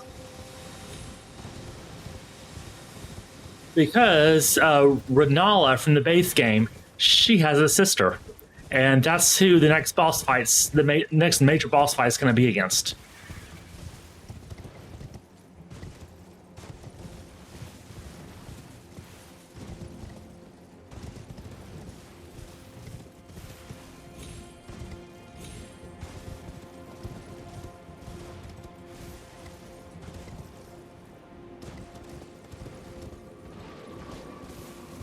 And since they like to do family names like with alliteration and stuff, Renala's sister is named Rolana. So they changed around some of the letters.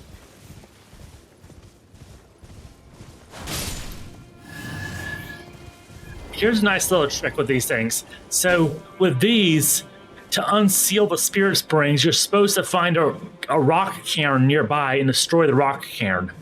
But if you have either Margaret Shackle or Moog Shackle, just use that.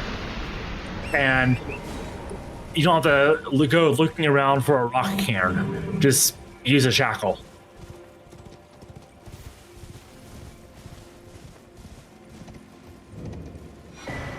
Talisman of the Dread, that's what I was looking for. Raises the potency of magma. And it's depicting Bale the Dread. That's the dragon that tore off Placidusax's head. He's like the other, like, really dangerous dragon in the game. But a lot of people think that magma, when it says raises the potency of magma, that's referring to spells. But this attack of the Blasphemous Blade is Ash of War, actually counts as a magma attack. Oh, Bale, Tyrant Drake, do your wounds yet ache?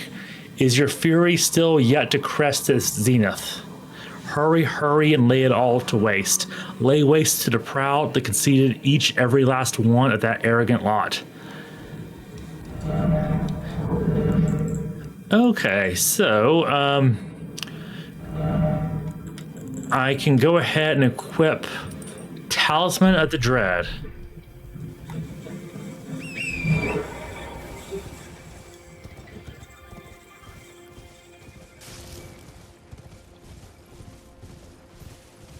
And that's going to make my Blasphemous Blade even better.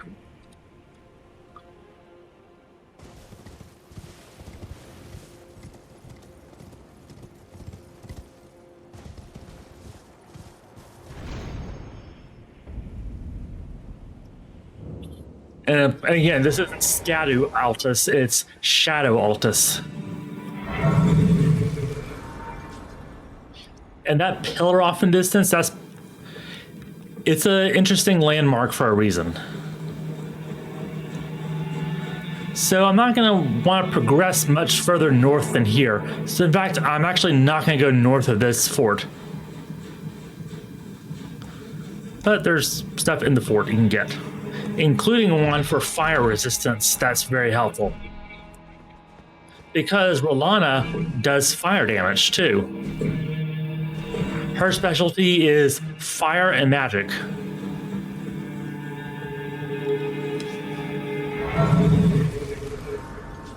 And again, this is one of the good things about open world games like this. I could fight Rolana right now and be unprepared, or I can explore, get some upgrades, and then fight her when I'm better prepared. Oops. Somehow this guy didn't notice.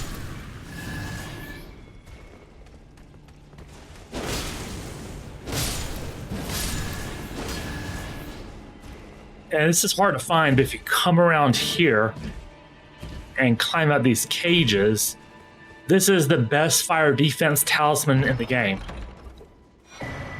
Flame Drake Talisman +3.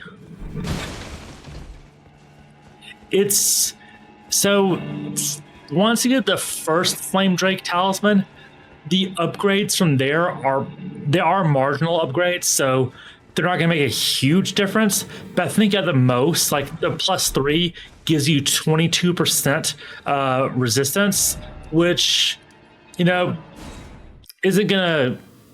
not a total game changer, but it's enough to where if you're using it in a fight with fire damage being, heavily used, it's enough to mean the difference possibly between losing and winning. So it's worth it. Okay. And I really hate the Omen Killer around the corner here, because you don't really have time to really do anything with him. He's attacking you before you know it. Let me see if I can Scarlet Rot him through the wall.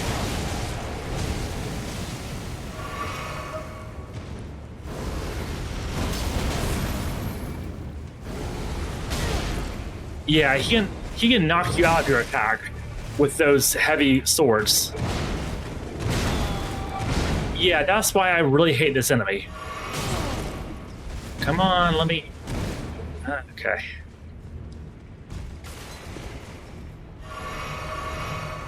Oh, come outside. There. We'll fight out here. Oh, okay.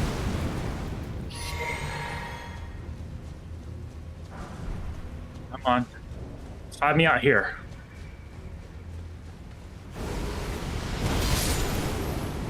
Finally. Iris of Occultation. That's like a quest-related item.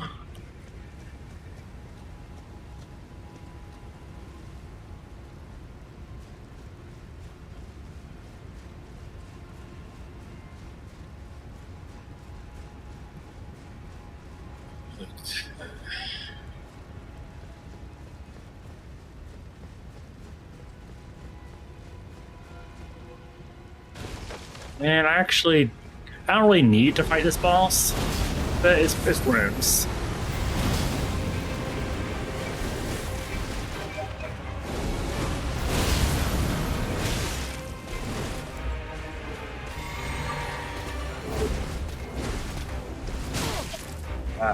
Gonna call on the roll.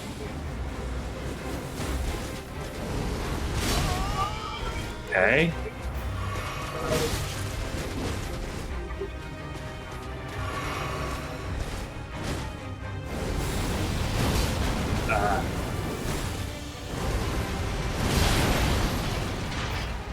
Yeah, you know what? Just... I don't need this.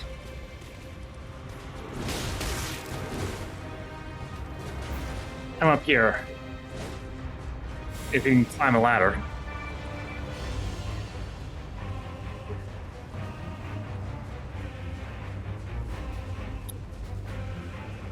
Okay.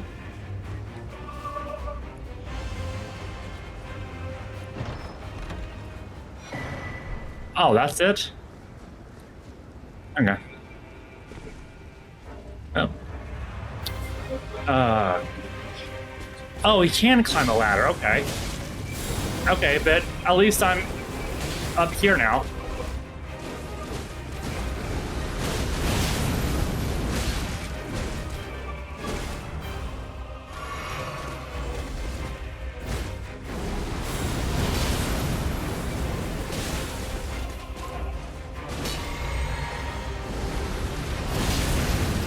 Okay. All right, almost there. There you go.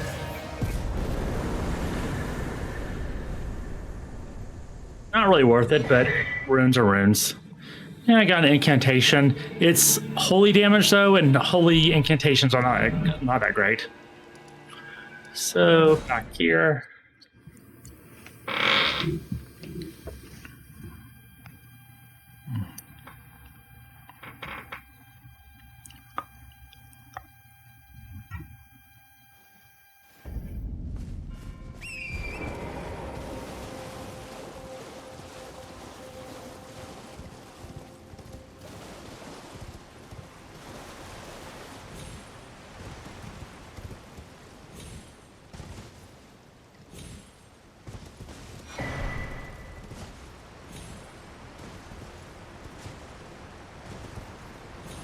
By the way, for those furnace golems, I don't usually like to use consumables, but there's like a few of those furnace golems where you have to use a particular type of consumable in order to defeat them.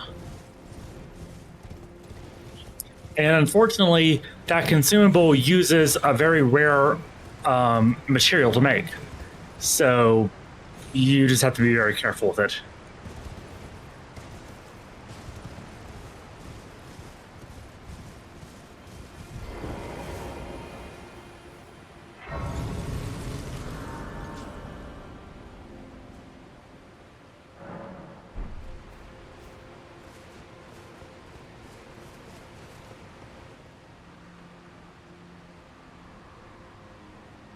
To the velvet garden of deepest purple.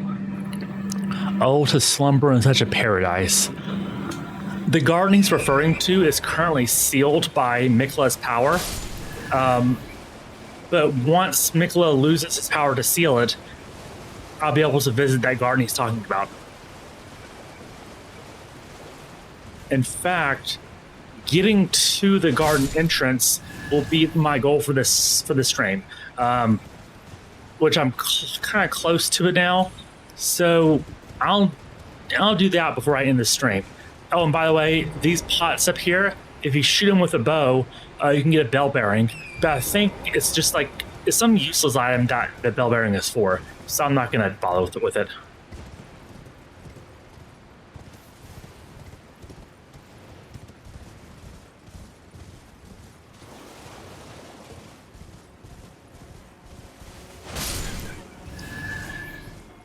Yeah, the deep purple cave should be around there.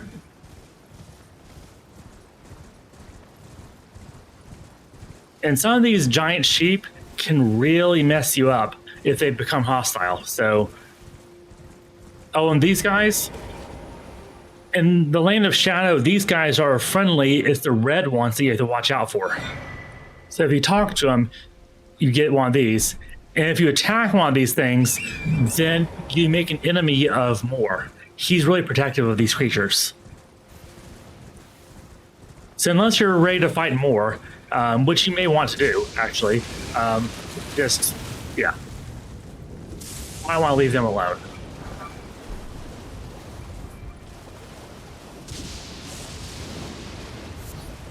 There.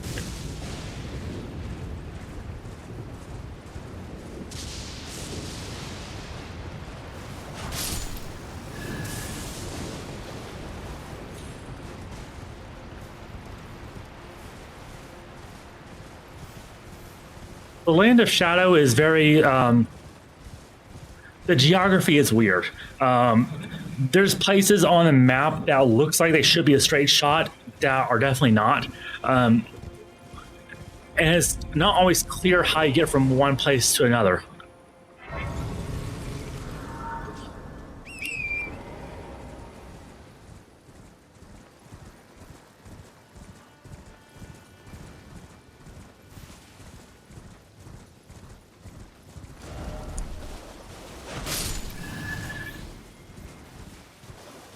There's basically a zombie dragon up here that I am not going to fight because it's a zombie dragon, and kind of like Fortisax, except not as cool as Fortisax, but this is a high level DLC, and my Shadow Tree blessing is not that high yet. Some of it like underpowered for this fight, so I won't be fighting it. That's why I'm taking this long route to avoid the dragon. And I believe this dragon can summon the dead, so I don't want to deal with that. Southern Shore.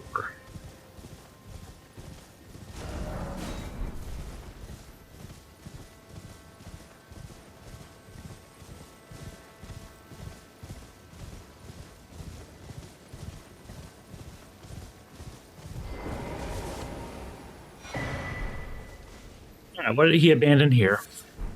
I abandoned here my doubt and vacillation. Okay.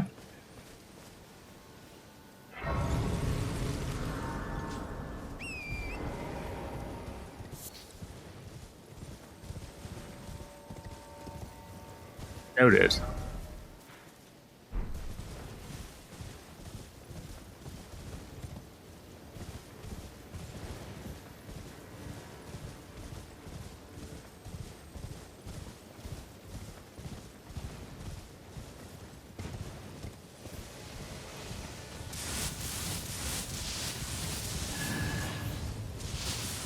These boats often have like high-level glove forts on them, but glove forts are for upgrading spirit ashes, and I'm not using spirit ashes.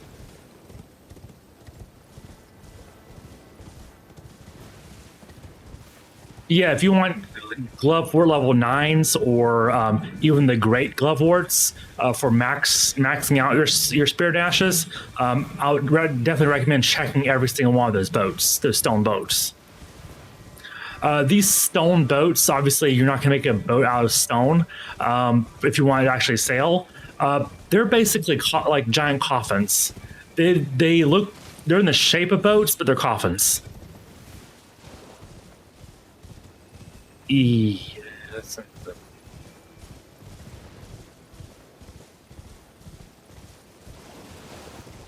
I mean, the fact that they're by the sea is interesting. Maybe they sail on water. Maybe it was magic that allowed boats made out of stone to sail on water, but either way, the purpose is to be coffins.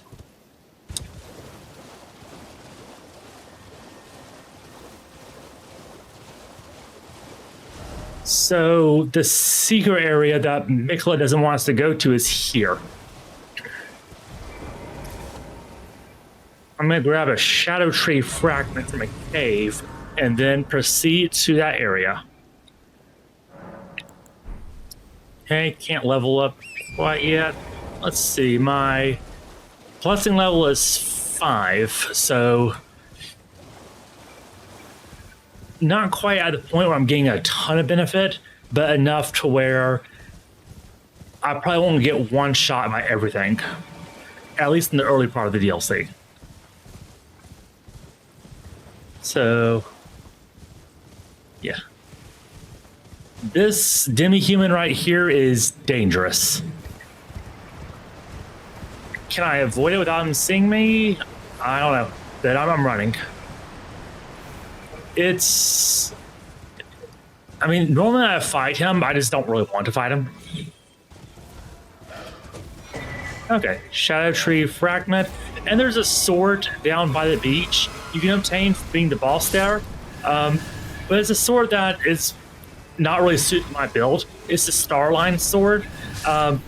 It's cool looking, I guess. It's just not really suited for my build, so I'm just not going to do it.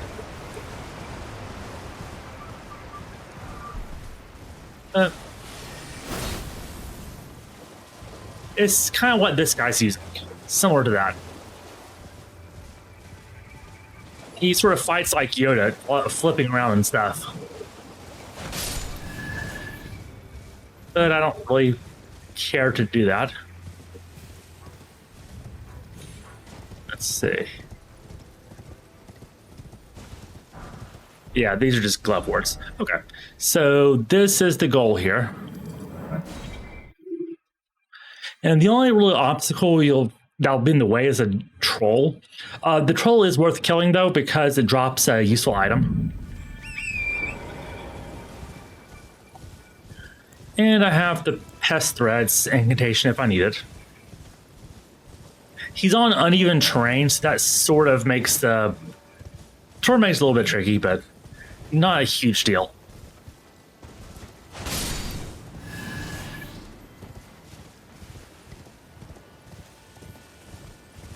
Yeah, there he is.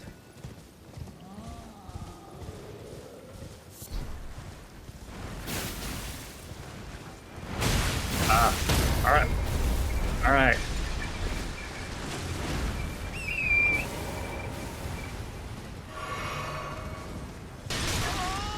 Don't know why these worms are so aggressive, but okay. Oh yeah, that status effect here that is building up is sleep. It's not one we've seen before, other than me using it against the Godskins, but sleep is a big deal in here.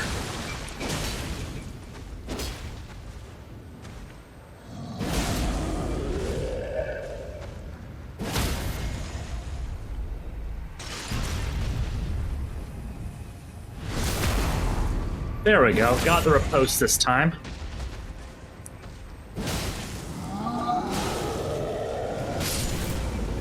All right.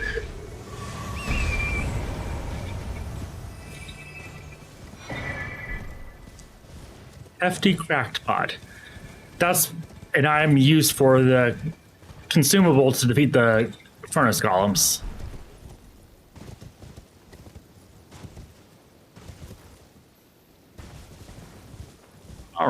Then we just have to descend into this pit.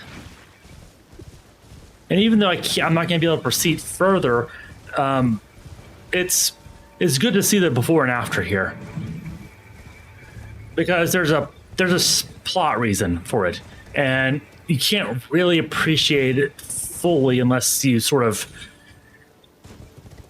see the full picture.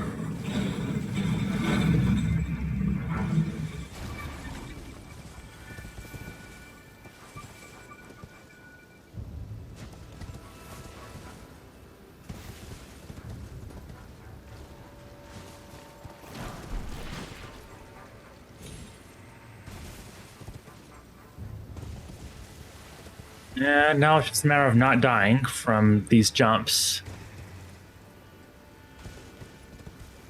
Okay.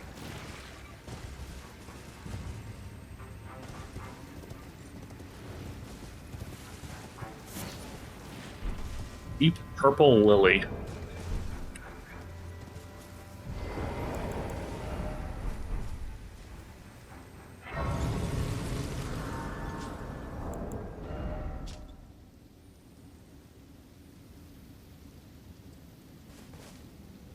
Okay, so this is associated with sleep.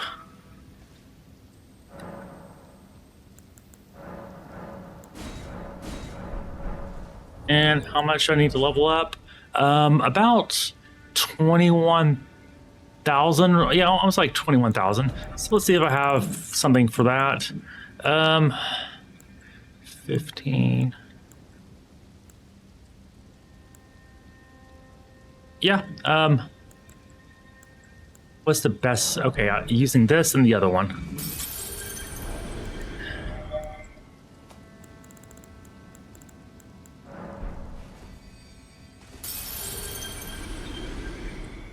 And I'm gonna push endurance.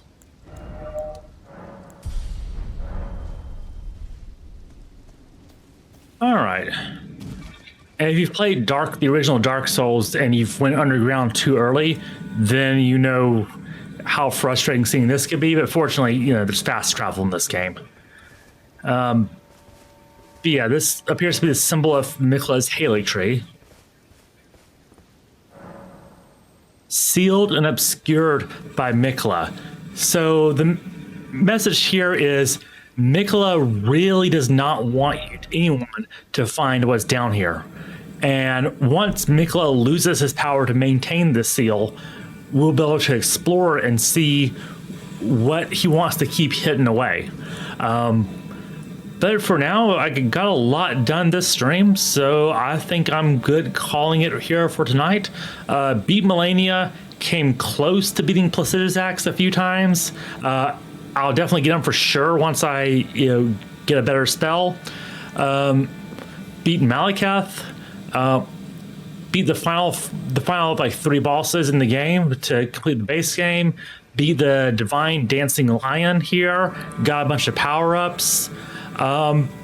So yeah, that's quite a bit done in one stream. Completed some quest lines. Okay, so I will go ahead and end the stream for tonight, and next stream is going to be Monday. So yeah, we'll see how much I can get done on Monday. Thank you for showing up, everyone.